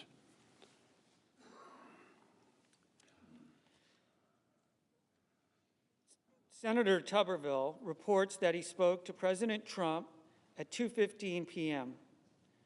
He told the president that the vice president had just evacuated. I presume it was understood at this time that rioters had entered the Capitol and threatened the safety of senators and the vice president. Even after hearing of this at 2:24 p.m., President Trump tweeted that Mike Pence lacked courage. He did not call for law enforcement backup until then. The tweet and lack of response suggests President Trump did not care that Vice President Pence was endangered or that law enforcement was overwhelmed. Does this show that President Trump was tolerant of the intimidation of Vice President Pence? Counsel has 2.5 minutes. Directly, no, but I dispute the premise of your facts. I dispute the facts that are laid out in that question. And unfortunately, we're not going to know the answer to the facts in this proceeding because the House did nothing to investigate what went on. We're trying to get hearsay from Mr. Tuberville. There was hearsay from Mr. Lee, I think it was 2 nights ago when we ended, where Mr. Lee was accused of making a statement that he never made. But it was a report from a reporter, from a friend of somebody who had some hearsay that they heard the night before at a bar somewhere. I mean, that's really the kind of evidence that the House has brought before us. And so I have a problem with the facts in the question because I have no idea. And nobody from the House has given us any opportunity to have any idea. But Mr. Trump and Mr. Pence have had a very good relationship for a long time, and I'm sure Mr. Trump very much is concerned and was concerned for the safety and well-being of Mr. Pence and everybody else that was over here. Thank you. Managers and part of the House representatives have 2.5 minutes. Thank you, Mr. President. You know, my counsel said before, this has been my worst experience in Washington, and for that, I guess we're sorry, but man, you should have been here on January 6th. So the counsel for the president keep blaming the House for not having the evidence that's within the sole possession of their client, who we invited to come and testify last week. We sent a letter on February 4th. I sent it directly to President Trump, inviting him to come and to explain and fill in the gaps of what we know about what happened there. And they sent back a contemptuous response just a few hours later. I think they maybe even responded more quickly to my letter than President Trump did as a commander-in-chief to the invasion and the storming of the Capitol of the United States. But in that letter, I said, you know, if you decline this invitation, we reserve all rights, including the right to establish a trial, that your refusal to testify supports a strong adverse inference. What's that? Well, Justice Scalia was the great champion of it. If you don't testify in a criminal case, it can't be used against you. Everybody knows that. That's the Fifth Amendment privilege against self-incrimination. But if it's a civil case and you plead the Fifth or you don't show up, then according to Justice Scalia and the rest of the Supreme Court, you can interpret every disputed fact against the defendant. That is totally available to us. So, for example, if we say the president was missing in action for several hours and he was derelict in his duty and he deserted his duty as commander-in-chief, and we say that as inciter-in-chief he didn't call off the dogs, and they say, oh no, he was really doing whatever he can, if you're puzzled about that, you can resolve that dispute, factual dispute, against the defendant who refuses to come to a civil proceeding. He will not spend 1 day in jail if you convict him. This is not a criminal proceeding. This is about preserving the republic, dear Senate. That's what this is about, setting standards of conduct for the President of the United States so this never happens to us again. So rather than yelling at us and screaming about how we didn't have time to get all of the facts about what your client did, bring your client up here and have him testify under oath about why he was sending out tweets denouncing the Vice President of the United States while the Vice President was being hunted down by a mob that wanted to hang him and was chanting in this building, hang Mike Pence, traitor, traitor, traitor. Time of the managers are up. Next question. The senator from West Virginia. Mr. President, I send the question to the desk, directed to the House managers.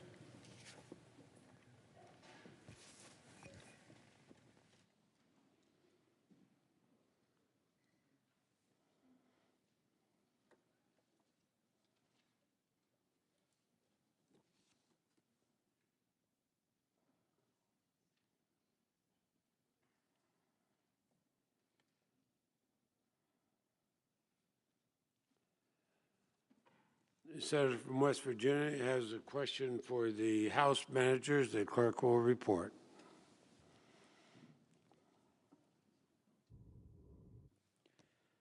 Would the president be made aware of the FBI and intelligence information of a possible attack? And would the president be responsible for not preparing to protect the Capitol and all elected officials of government with National Guard and law enforcement, as he did when he appeared in front of the St. John's Episcopal Church?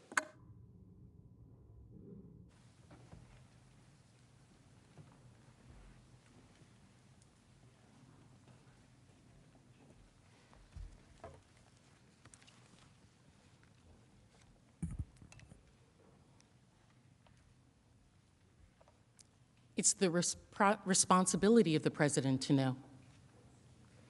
President of the United States, our commander-in-chief, gets daily briefings on what is happening in the country that he has a duty to protect. Additionally, the president would have known, just like the rest of us know, all of the reports that were out there and publicly available. How many of you received calls saying to be careful on January 6th, to be careful that day? I'm seeing reports. It doesn't seem safe. How much more the President of the United States? Donald Trump, as our commander-in-chief, absolutely had a duty and a sworn oath to preserve, protect, and defend us, and to do the same for the officers under his command. And he was not just our commander-in-chief. He incited the attack. The insurgents were following his commands, as we saw when we read aloud his tweet attacking the vice president. And with regard to the vice president, I'm sure they did have a good relationship, but we all know what can happen to one who has a good relationship with the president when you decide to do something that he doesn't like. I'm sure some of you have experienced that when he turns against you after you don't follow his command. You heard from my colleagues that when planning this attack, the insurgents predicted that Donald Trump would command the National Guard to help them. Well, he didn't do much better. He may not have commanded the Guard to help them, but it took way, way too long for him to command the Guard to help us. This is all connected. We're talking about free speech. This was a pattern and practice of months of activity. That is the incitement. That is the incitement, the activity he was engaged in for months before January 6th, not just the speech on January 6th. All of it in its totality is a dereliction of duty of the President of the United States against the people who elected him, all of the people of this country.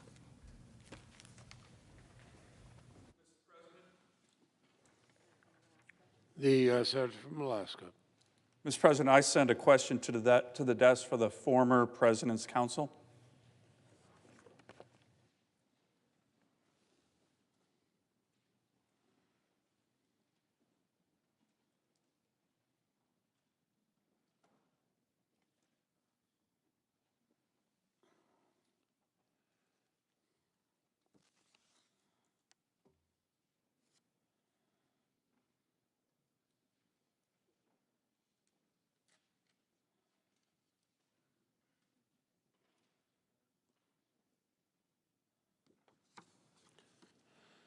Senator from Alaska, Senator Sullivan has a question for the House Counsel, and the clerk will report the question.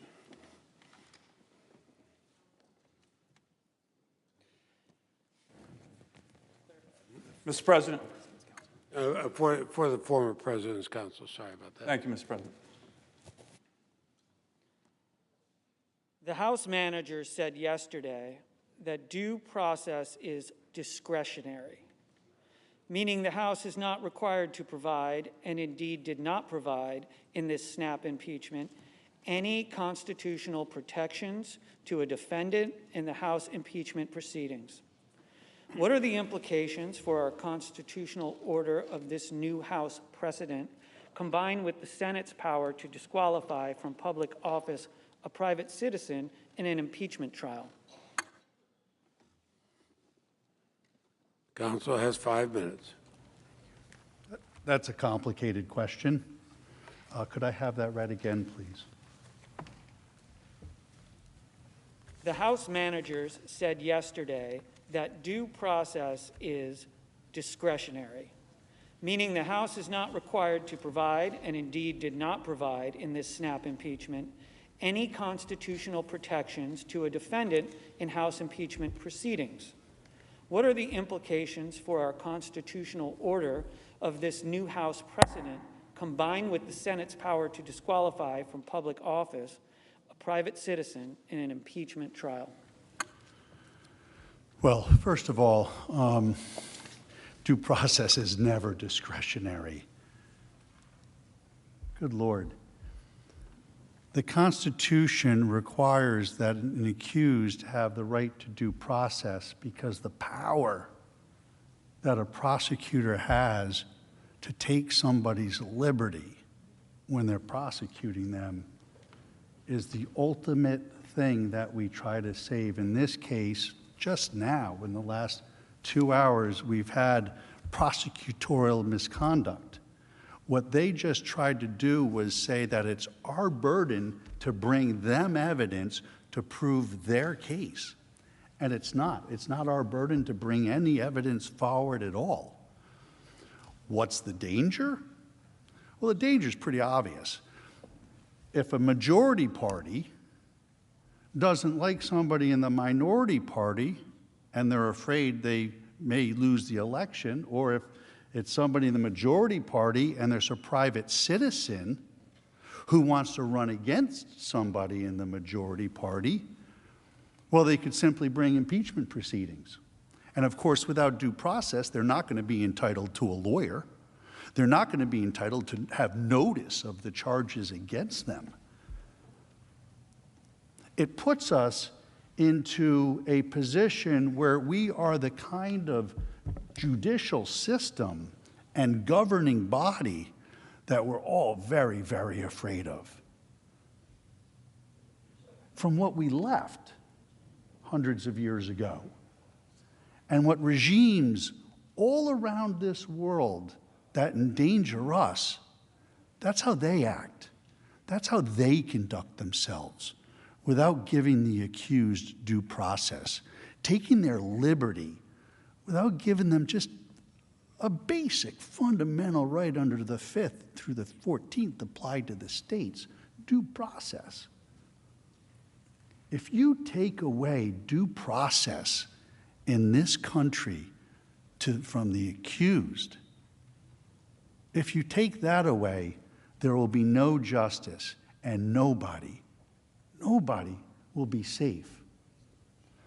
But it's patently unfair for the House managers to bring an impeachment proceeding without any investigation at all, and then stand up here and say, one, they had a chance to bring us evidence,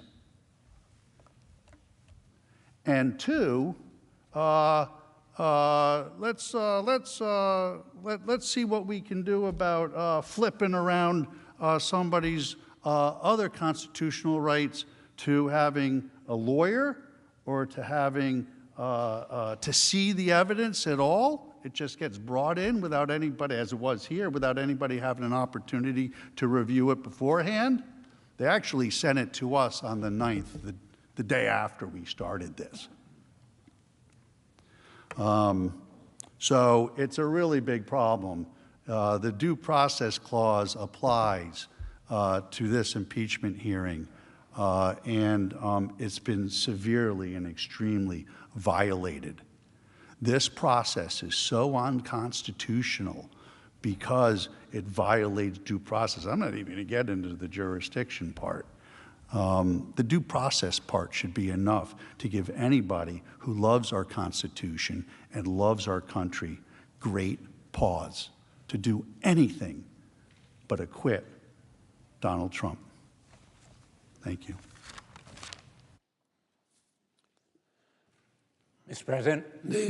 Senator from Connecticut. Thank you, Mr. President. Mr. President, I send a question to the desk for the House managers.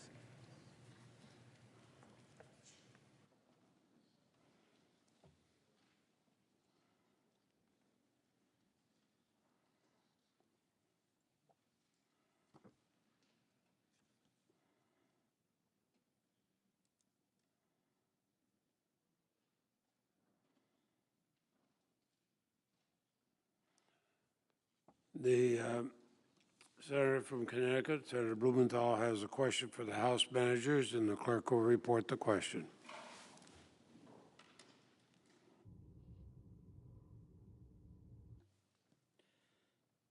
Former President Trump and his attorneys have cited the Brandenburg v. Ohio case in support of their argument that the First Amendment protects Trump. Did the Brandenburg case prohibit holding public officials accountable through the impeachment process for the incitement of violence?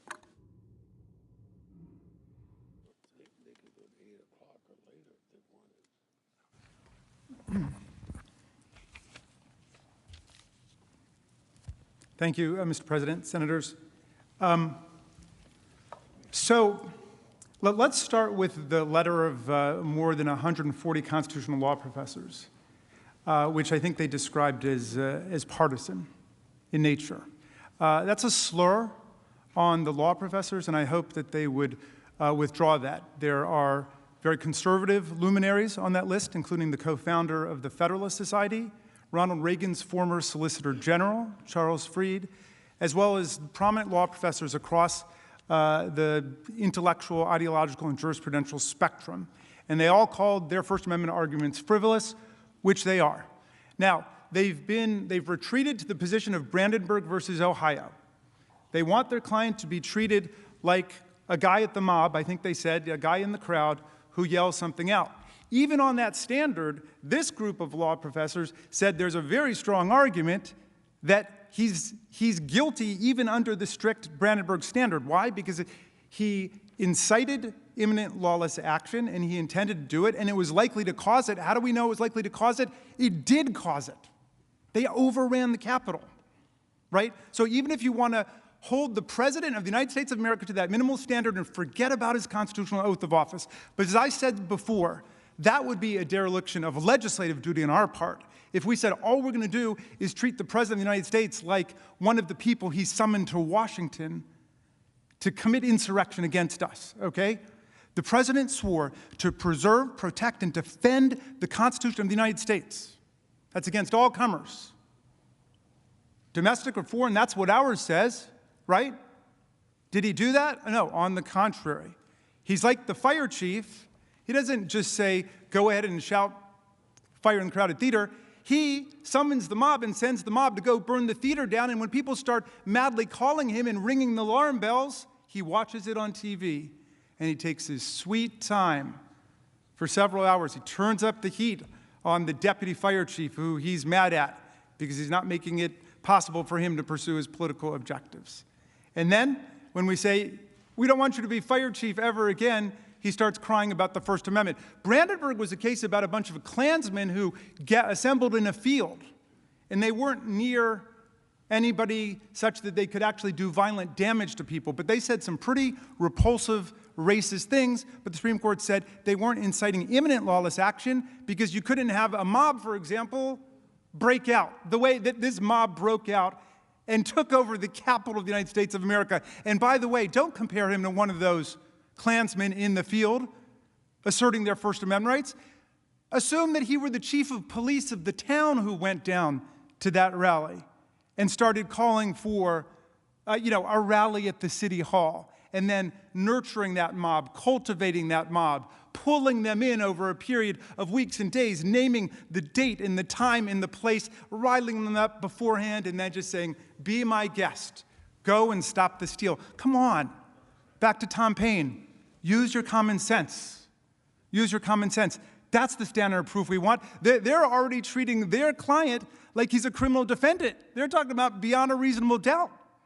They think that we're making a criminal case here. My friends, the former president is not going to spend 1 hour or 1 minute in jail. This is about protecting our republic and articulating and defining the standards of presidential conduct. And if you want this to be a standard for totally appropriate presidential conduct going forward, be my guest. But we're headed for a very different kind of country at that point.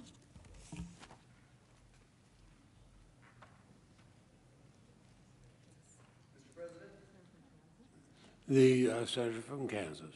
I send a question to the desk.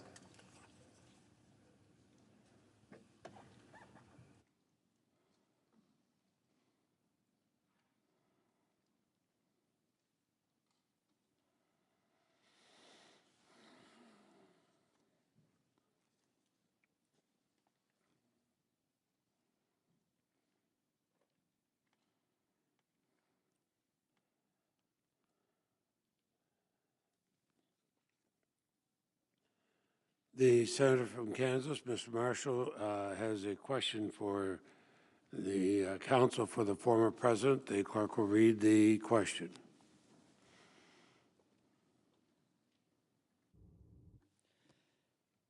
The House manager's single article of impeachment is centered on the accusation that President Trump singularly incited a crowd into a riot.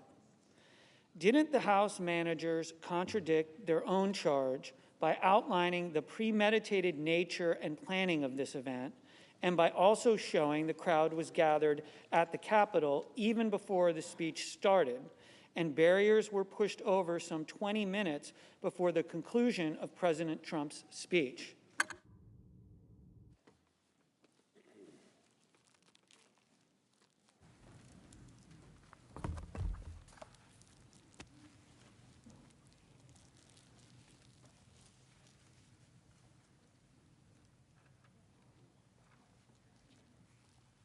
Yes. The House managers contradicted their own charge by outlining the premeditated nature and planning of this event, and by also showing the crowd gathered at the Capitol even before the speech started, and barriers were pushed over some 20 minutes before the conclusion of President Trump's speech. The answer is yes. And I want to take the rest of my time to go back to the last question because it was completely missed by the House managers. Brandenburg v. Ohio is an incitement case. It's not an elected official case. That's Wood and Bond. And the whole problem that the House managers have in understanding the First Amendment argument here is that elected officials are different than everybody else. He's talking about fire chiefs. Fire chiefs are not elected officials. Police officers aren't elected officials. Elected officials have a different, a higher standard from the holdings that I gave you, the highest protections, I should say. It's not a higher standard, it's a higher protection to your speech because of the importance of political dialogue, because of what you all say in your public debate about policy, about the things that affect all of our lives. That's wicked important stuff. And you should be free to talk about that in just about any way that you can. Brandenburg comes into play from a constitutional analysis perspective when you're talking about incitement. Is the speech itself insightful to riot or lawlessness? One of the two. And the answer here is no. And Brandenburg, through, again, Bible believers, require you to look at the words of the speech. You actually can't go outside the words of the speech. You're not allowed to in the analysis. So all the time they're trying to spend on tweets going back to 2015, or everything they want to focus on that was said in the hours and the days afterwards, are not applicable or relevant to the scholastic inquiry as to how the First Amendment is applied in this chamber in this proceeding. And so again, you need to be focused on what's the law, and then how do we apply it to this set of facts. And so it's important to have that understanding that elected officials and fire chiefs are treated differently under First Amendment law.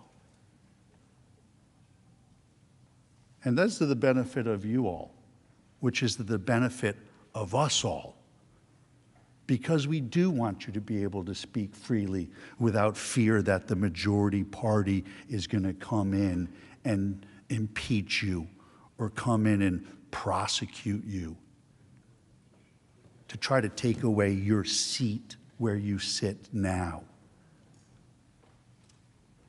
That's not what the Constitution says should be done.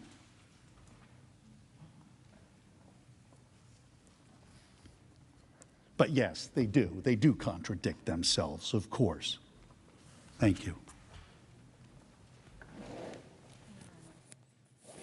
Mr. President. The Senator from Maryland. I send a question to the desk for the House managers.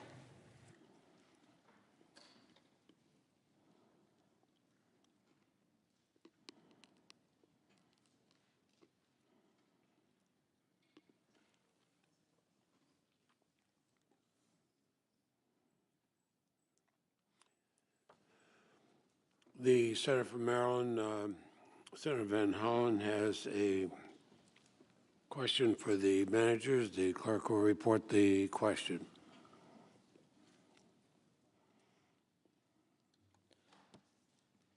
Would you please respond to the answer that was just given by the former President's counsel?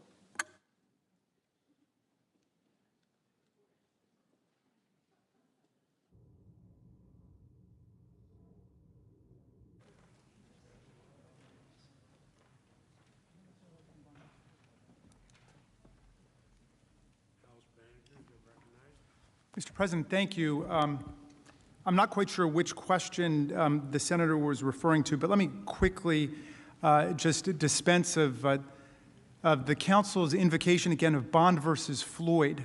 This is a case I know well, and I thank him for raising it. Julian Bond was a friend of mine. He was a colleague of mine at American University. He was a great civil rights hero.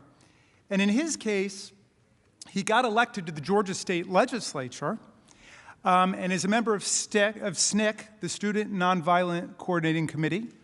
the great committee headed up by the great Bob Moses for a long time. He got elected to the Georgia legislature, and they didn't want to allow him to be sworn in. They wouldn't allow him to take his oath of office because SNCC had taken a position against the Vietnam War. And so the Supreme Court said that was a violation of his First Amendment rights not to allow him to be sworn in. That's the complete opposite of Donald Trump. Not only was he sworn in on January 20th, 2017, he was president for almost 4 years before he incited this violent insurrection against us, and he violated his oath of office. That's what this impeachment trial is about, his violation of his oath of office and his refusal to uphold the law and take care that the laws are faithfully executed. Please don't desecrate the name of Julian Bond, a great American, by linking him with this terrible plot against America that just took place in the storming of the U.S. Capitol. I'm going to turn it over to my colleague, Ms. Plaskett. Jim? Oh. Thank you. Let's just be clear.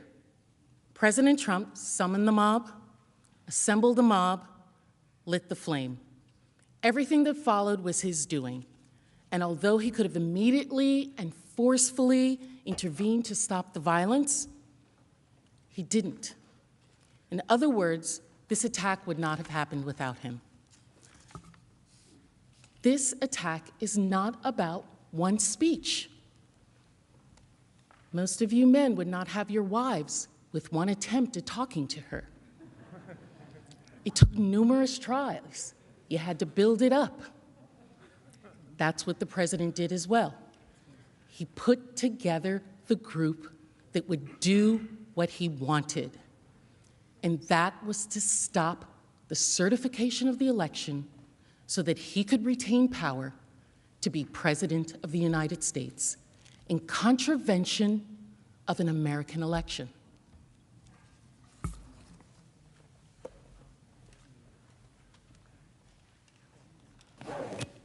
Mr. President?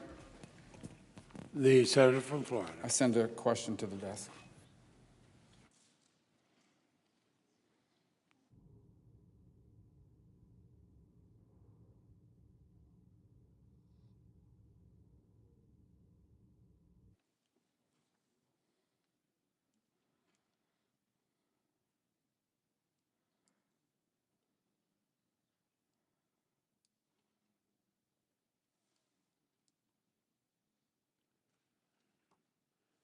The question is from the senator from Florida, and it is to both sides.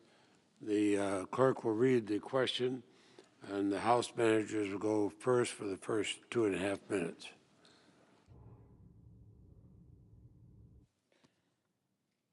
Voting to convict the former president would create a new precedent that a former official can be convicted and disqualified by the Senate.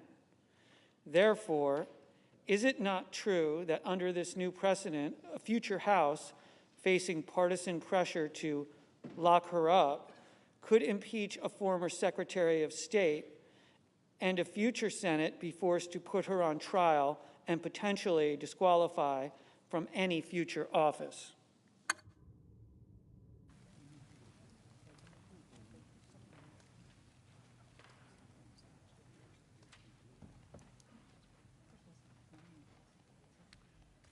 The House managers go first.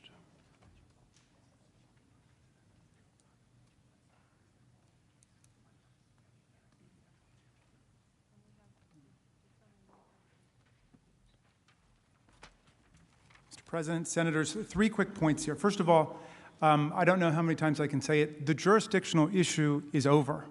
It's gone. The Senate settled it. The Senate entertained jurisdiction exactly the way it has done since the very beginning of the Republic. In the Blunt case, in the Belknap case. And you'll remember both of them, former officials. And in this case, we have a president who committed his crimes against the Republic while he was in office. He was impeached by the House of Representatives while he was in office. So, you know, the hypothetical suggested by the gentleman from Florida has no bearing on this case, because I don't think you're talking about an official who was impeached while they were in office for conduct that they committed while they were in office. The counsel for the former president has 2.5 minutes. Thank you. Could I have the question read again to make sure I have it right and can answer it directly? Voting to convict the former president would create a new precedent that a former official can be convicted and disqualified by the Senate. Therefore, is it not true that under this new precedent, a future House facing partisan pressure to lock her up could impeach a former Secretary of State, and a future Senate be forced to put her on trial and potentially disqualify from any future office? If you see it their way, yes. If you do this the way they want it done, that could happen to the example there, a former Secretary of State. But it could happen to a lot of people. And that's not the way this is supposed to work. And not only could it happen to a lot of people, it'd become much more regular, too. But I want to address that, and I want you to be clear on this. Mr. Raskin can't tell you on what grounds you acquit. If you believe, even though there was a vote that there's jurisdiction, if you believe jurisdiction's unconstitutional, you can still believe that. If you believe that the House did not give appropriate due process in this, that can be your reason to acquit. If you don't think they met their burden in proving incitement, that these words incited the violence, you can acquit. Mr. Raskin doesn't get to give you under what grounds you can acquit. And so you have to look at what they've put on in its totality and come to your own understanding as to whether you think they've met their burden to impeach. But the original question is an absolutely slippery slope that I don't really think anybody here wants to send this country down. Thank you.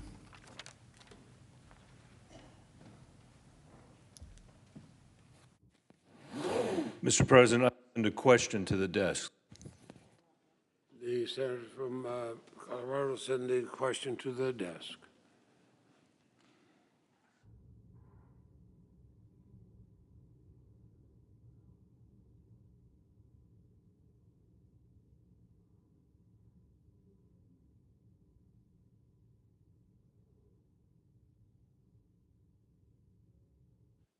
And I would note, just for the, as the hour tends to get late, I would note for all counsel, as Chief Justice Roberts noted on January 21st, 2020, citing the trial of Charles Swain in 1905, all parties in this chamber must refrain from using language that is not conducive to civil discourse.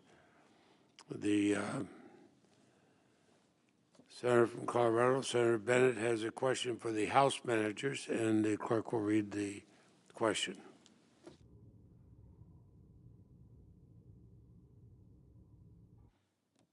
Since the November election, the Georgia Secretary of State, the Vice President, and other public officials withstood enormous pressure to uphold the lawful election of President Biden and the rule of law.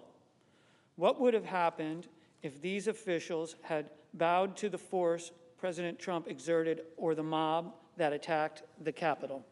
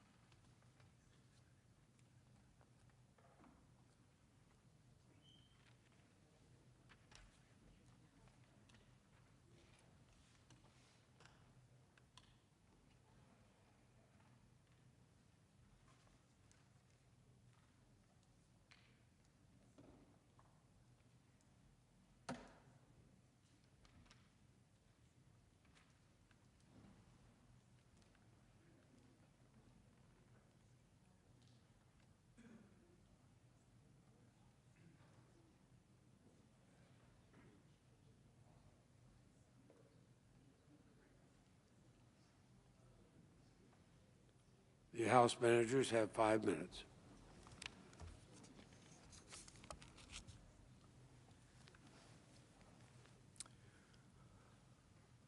I want to take a minute and remind everybody about the incredible pressure that Donald Trump was putting on election officials in different states in this country and the intimidation that he was issuing. I want to remind everyone of the background of Donald Trump's call to one Secretary of State, the Secretary of State from Georgia, Mr. Raffensperger. Donald Trump tried to overturn the election by any means necessary. He tried again and again to pressure and threaten election officials to overturn the election results. He pressured Michigan officials, calling them late at night and hosting them at the White House. He did the same thing with officials in Pennsylvania. He called into a local meeting of the Pennsylvania legislature, and he also hosted them at the White House, where he pressured them. And in Georgia, it was even worse. He sent tweet after tweet attacking the Secretary of State until Mr. Raffensperger got death threats to him and his family. His wife got a text that said, quote, "Your husband deserves facing a firing squad." Firing squad for doing his job. Mr. Raffensperger stood up to him. He told the world that elections are the bedrock of this society, and the votes were accurately counted for Donald Trump's opponent. Officials like Mr. Sterling warned Trump that if this continued, someone's going to get killed. But Donald Trump didn't stop. He escalated it even further. He made a personal call. You heard that call because it was recorded. The President of the United States told a Secretary of State that if he does not find votes, he will face criminal penalties. Please, senators, consider that for a second. The President putting all of this public and private pressure on election officials, telling them that they could face criminal penalties if they don't do what he wants. And not just any number of votes that he was looking for. Donald Trump was asking the Secretary of State to somehow find the exact number of votes Donald Trump lost the state by. Remember, President Biden won Georgia by 11,779 votes. In his own words, President Trump said, quote, "All I want to do is this. I just want to find 11,780 votes." He wanted the Secretary of State to somehow find the precise number plus one of votes that he needed to win. As a Congress and as a nation, we cannot be numb to this conduct. If we are, and if we don't set a precedent against it, more presidents will do this in the future. This will be a green light for them to engage in that kind of pressure and that kind of conduct. And this could have gone a very different way if those election officials had bowed to the intimidation and the pressure of the President of the United States. It would have meant that instead of the American people deciding this election, President Trump alone would have decided this American election. That's exactly what was at stake, and that's exactly what he was trying to do. He intended, wanted to, and tried to overturn the election by any means necessary. He tried everything else that he could to do to win. He started inciting the crowd, issuing tweet after tweet, issuing commands to stop the count, stop the steal, worked up the crowd, sent a save the date. So it wasn't just one speech or one thing. He was trying everything. He was pressuring elected officials. He was riling up his base, telling them the election had been stolen from them, that it had been stolen from him. It was a combination of things that only Donald Trump could have done.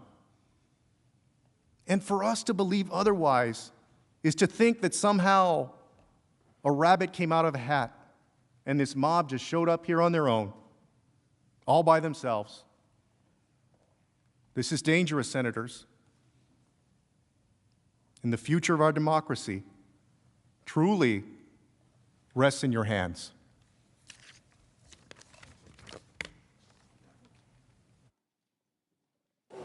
Mr. President. The senator from Texas. Mr. President, I send a question to the desk.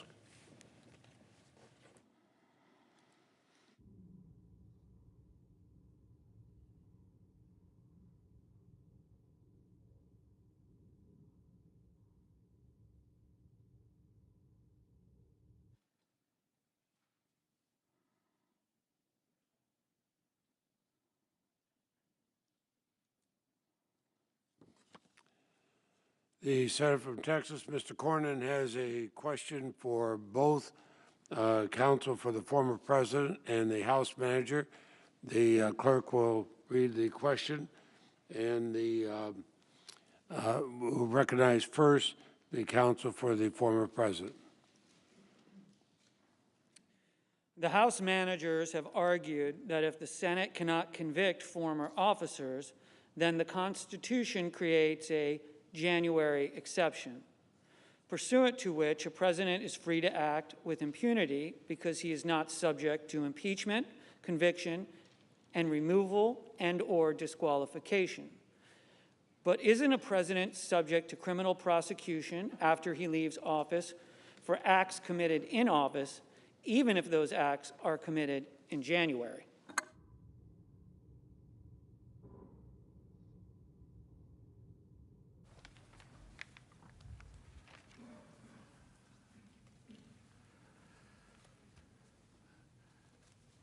The senator from Texas's question raises a very, very important point. There is no such thing as a January exception to impeachment. There is only the text of the Constitution which makes very clear that a former president is subject to criminal sanction after his presidency for any illegal acts he commits. There is no January exception to impeachment. There is simply a way we treat high crimes and misdemeanors allegedly committed by a president when he is in office, impeachment, and how we treat criminal behavior by a private citizen when they are not in office.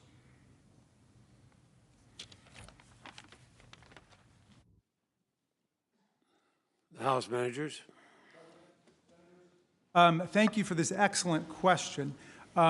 Wouldn't a president who decides to commit his crimes in the last few weeks in office, like President Trump by inciting an insurrection against the counting of electoral college votes, be subject to criminal prosecution by the U.S. Attorney for the District of Columbia, for example, the Department of Justice?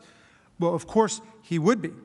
But that's true of the president regardless of when he commits his offenses in office. In other words, that's an argument for prosecuting him if he tried to stage an insurrection against the Union in his third year in office or his second year in office. You could say, well, he could be prosecuted afterwards. The reason that the framers gave Congress, the House, the power to impeach, the Senate the power to try, convict, remove, and disqualify was to protect the Republic. It's not a vindictive power. I know a lot of people were very angry with Donald Trump about these terrible events that took place. We don't come here in anger, contrary to what you've heard today. We come here in the spirit of protecting our republic, and that's what it's all about.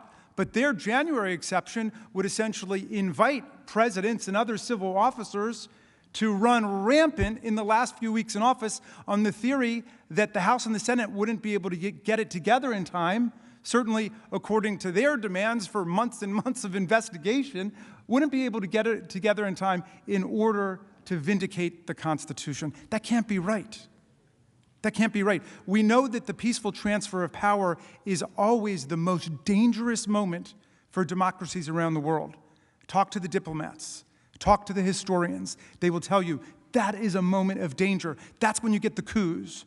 That's when you get the insurrections. That's when you get the seditious plots. And you know what? You don't even have to read history for that. You don't even have to consult the framers. You don't have to look around the world. It just happened to us. The moment when we were just going to collect the already certified electoral college votes from the states by the popular majorities within each state, except for Maine and Nebraska, which do it by congressional district as well as statewide. But otherwise, it's just the popular majorities in the states. And we were about to certify it, and we got hit by a violent insurrectionary mob. Don't take our word for it. Listen to the tapes, unless they're going to claim those are fabricated too, and the people are yelling, "This is our house now." And where are the blank votes at? Time is up. And show us the votes, etc. Thank you. The Majority Leader.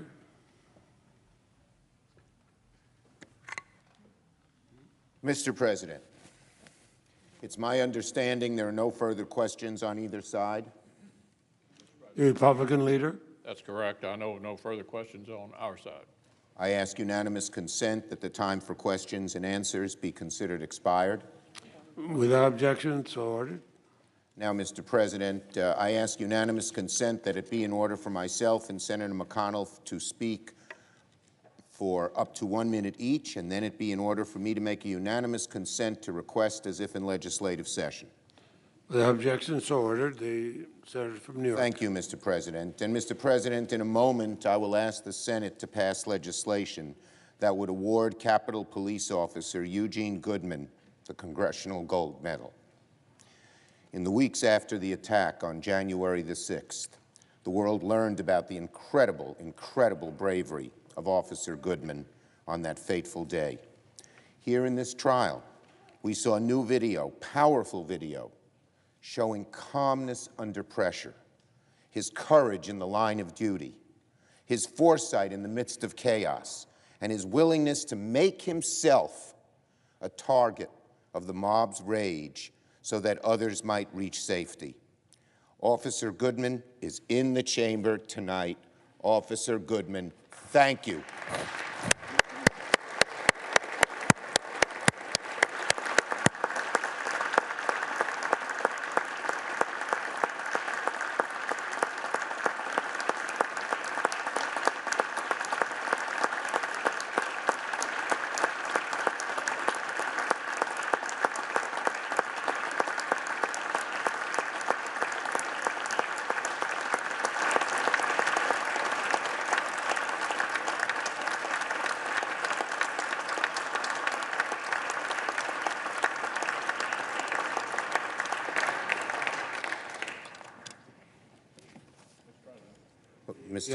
Republican Leader McConnell. Oh, I'm sorry. Okay. I just want to say I think we can all agree that Eugene Goodman deserves the highest honor Congress can bestow. But before we move to pass this legislation, I want to be clear that he was not alone that day. The nation saw and has now seen numerous examples of the heroic conduct of the Capitol Police, the Metropolitan Police, the SWAT teams that were with us on January 6th here in the Capitol protecting us. Our heartfelt gratitude extends to each and every one of them, particularly now as members of the force continue to bear scars, seen and unforeseen, from the events of that disgraceful day. Let us give them all the honor and recognition they so justly deserve.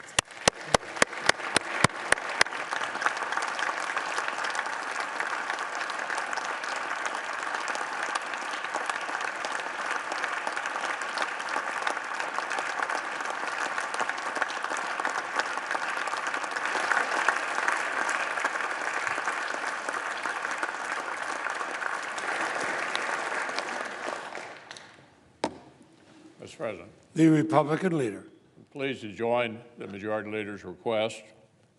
January 6th was a day of fear for those who work here in the Capitol, and of sadness for many more watching from afar. But that awful day also introduced our nation to a group of heroes whom we in Congress were already proud to call our colleagues and to whom we owe a great debt. In the face of lawlessness, the officers of the U.S. Capitol lived out the fullest sense of their oaths.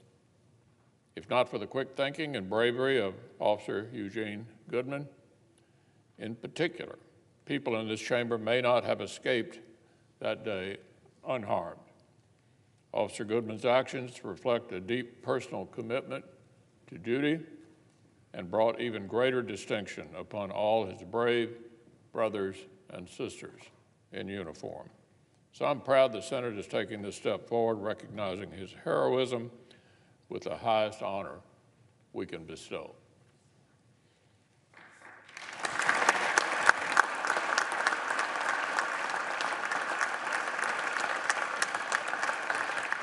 So, Mr. President, as if in legislative session, I ask unanimous consent that the Committee on Banking, Housing, and Urban Affairs be discharged from further consideration of S-35 and then at the Senate proceed to its immediate consideration. Without objection, and the clerk will report. S-35, a bill to award a Congressional Gold Medal to Officer Eugene Goodman.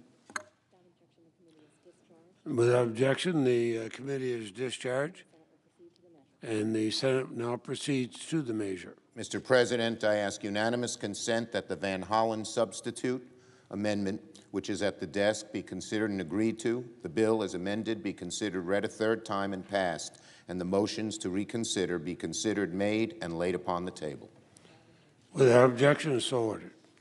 Now, Mr. President, I ask unanimous consent the trial adjourn until 10 a.m. tomorrow, Saturday, February 13th, and that this also constitute the adjournment of the Senate. Without objection, we are adjourned until 10 o'clock tomorrow.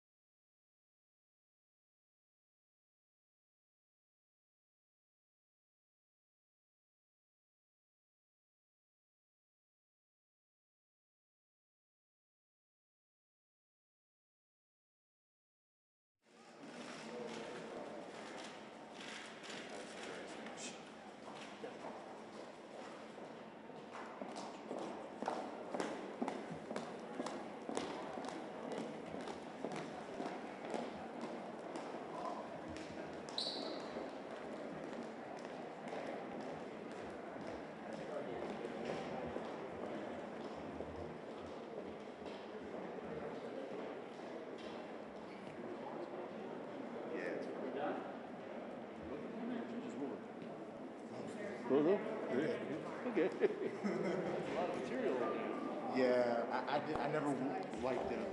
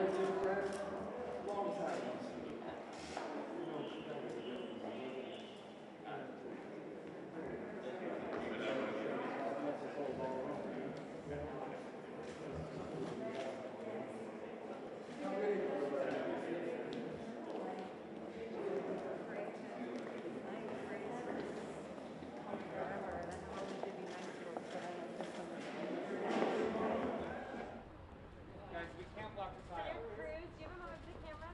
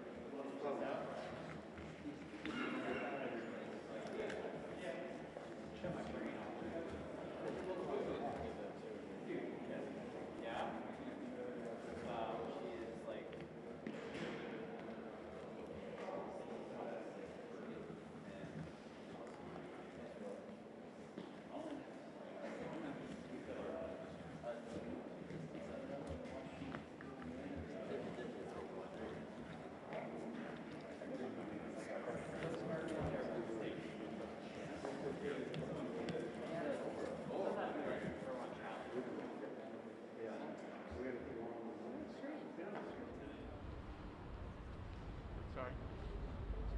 So, where do you think we are ending today? Where do you think your Republican colleagues are at? Where are your Democratic colleagues? I think today was about distraction by the defense, a false equivalence, trying to compare what the president did to peaceful protests, and trying to throw a lot of red herrings and false equivalences across the TV.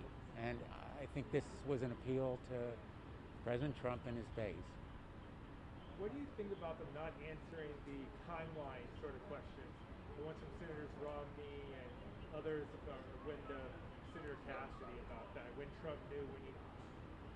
The reason they did not answer the question about the timeline and President Trump, then president, failing to do anything to protect people in the Capitol, including his own vice president, was there is no answer.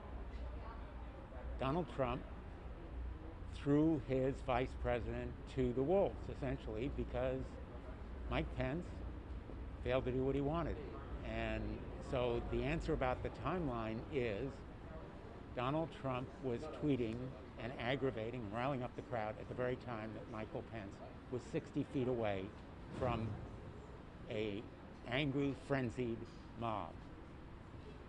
Is it your sense that your GOP colleagues are going to vote to convict President Trump tomorrow? I'll be talking to my colleagues overnight.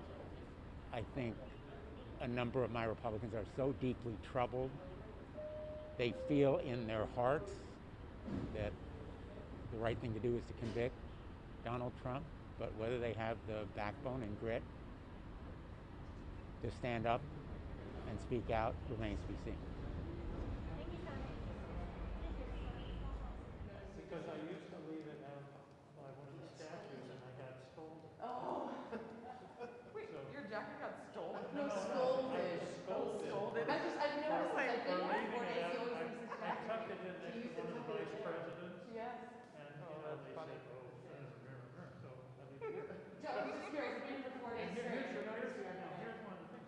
They call it the cloak room. Yes. But I don't think you're You allowed can't to put your tear cloak off in. your coat. Your cloak in? Yeah. You know,